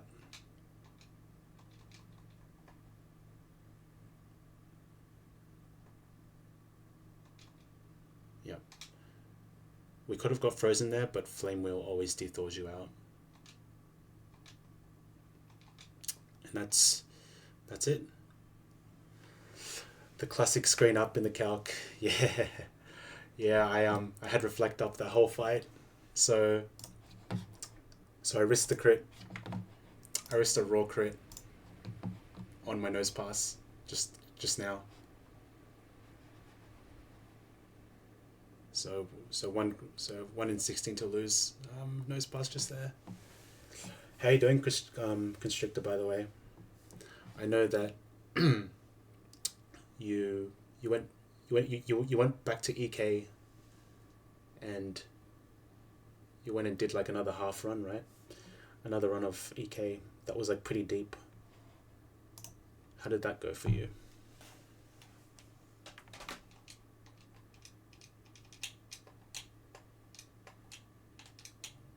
And hopefully you're doing alright.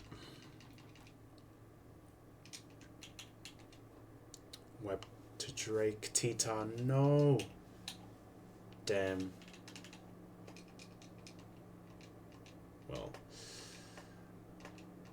you at least have the maiden win next to your name at least.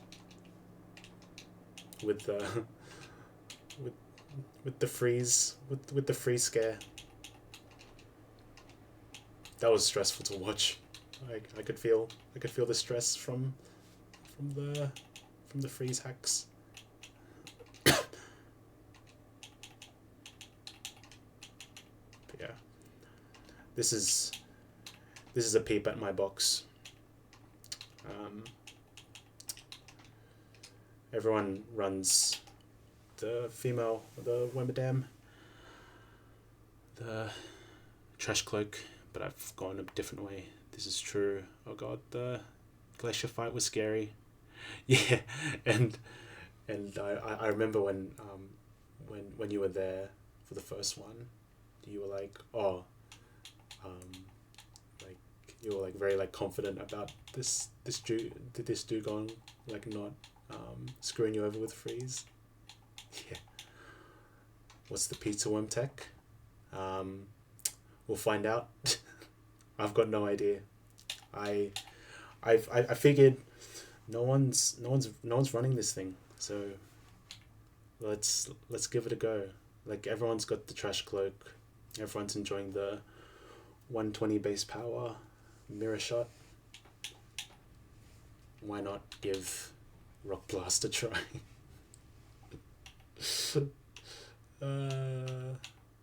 Yeah, I'm sure there's some tech. It's quite tanky, and has really nice IVs. So it might be the best sandy cloak you'll see on a streamed run for sure. We can even have a look at the stats on this. So, you know, tanky boy, like tanky just got some decent special tank. But the moveset is to be desired, if we're being honest. I don't get Earthquake or Head Smash until Maylene Split, and Psychic as well. So definitely takes an L in terms of moveset. I was considering Wormadam Grass as well because of all the potential moves you could learn on this. Like Blizzard, Inhale, Never Missing seems really, really OP and just nice coverage. But I decided on the Sandy tech because it's such a unique typing. Only Ninkata really has that typing, and nothing else in vanilla. But maybe I've missed something, because maybe in the newer gens there might be some new like maybe new mons being introduced that have this typing, but I'm not aware of it. And then you've got Wind and Waves coming out next year or something that could have more bug ground types, but we'll see. This is the Trash Cloak. I think everyone should run this. Bug Steel is just way too powerful.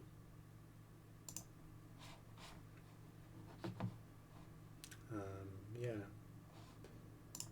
and I actually had a Wormadam Trash in my PB. I'm pretty sure. Yeah. I got a Wormadam Trash in my PB that got past Fantina and wiped shortly after the Spin the Trainer. But yeah, next up is Eterna Forest, but unfortunately it is almost 1 o'clock in the morning for me, so I'm gonna have to end stream here, unfortunately, Constrictor. I appreciate you hanging out though. Congrats on the PB, that's great. Yeah, and for my troubles, I'm on the sheet, so that's another thing. So sweet, I'll take it.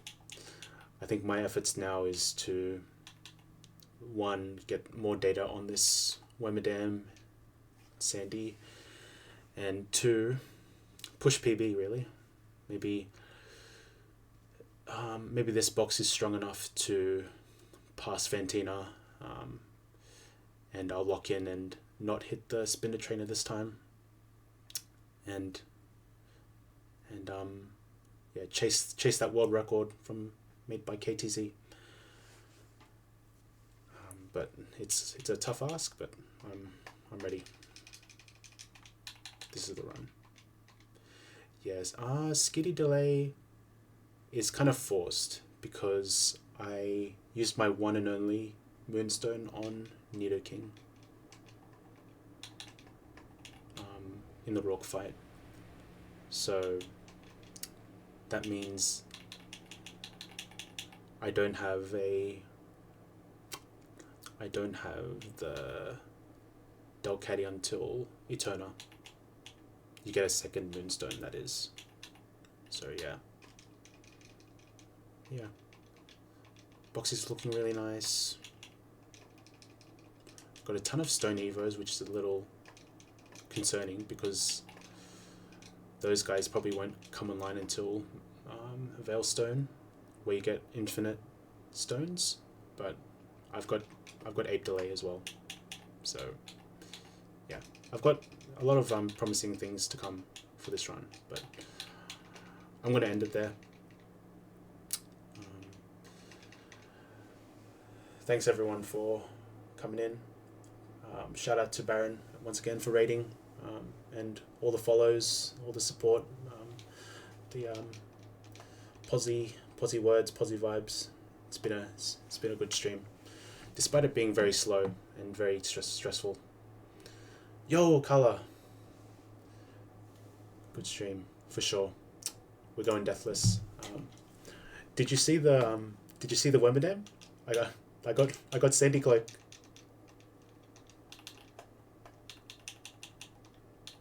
I'll just show it to you, Color, one more time. if you have if you've just tuned in, this is the stats. Super cracked. I think maybe I'm throwing somewhat for not picking Trash Cloak, and this is the move set. Leech Life, Nature Power, Rock Blast, and Protect. And this is what I've got to look forward to. So yeah, doing some data collection this stream, or this attempt for sure with this Wormadam. Yeah, so maybe you could you could chime in and give me your 2 cents in future streams if you're kind of interested in this Wormadam Sandy form, because we never used it in Sterling Silver as well. We always got the Trash Cloak in there too. But come on, let's give Sandy form a bit of love. Let's do it. Okay, and with that, I will end stream. I'm going to check out who's live. Wormadam Plant will be the meta. Oh, is it true? But it has a quad resist to like ground moves and stuff. So, but maybe like quad weakness to fire could be sweet, could be good. I mean, I'm also looking at that inverse Sterling idea, and Meganium starter seems very potent. Okay, looks like Nakalai is streaming. I'll raid into him, or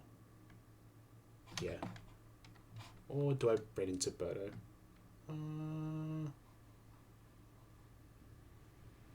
I'll raid into Nak this time. Okay. Let's see, he's in Maylene split.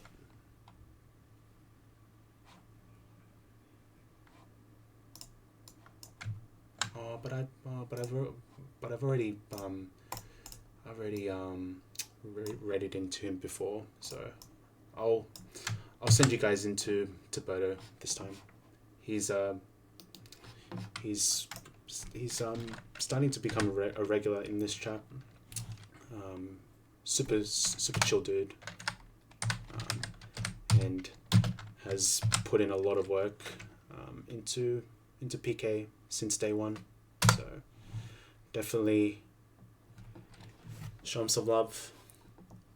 He's running only ape for a day, so super incentivized to raid into him, and yeah, W stream, and we'll see you next time for Forest, and hopefully get to Gardenia and beyond, hopefully. Peace.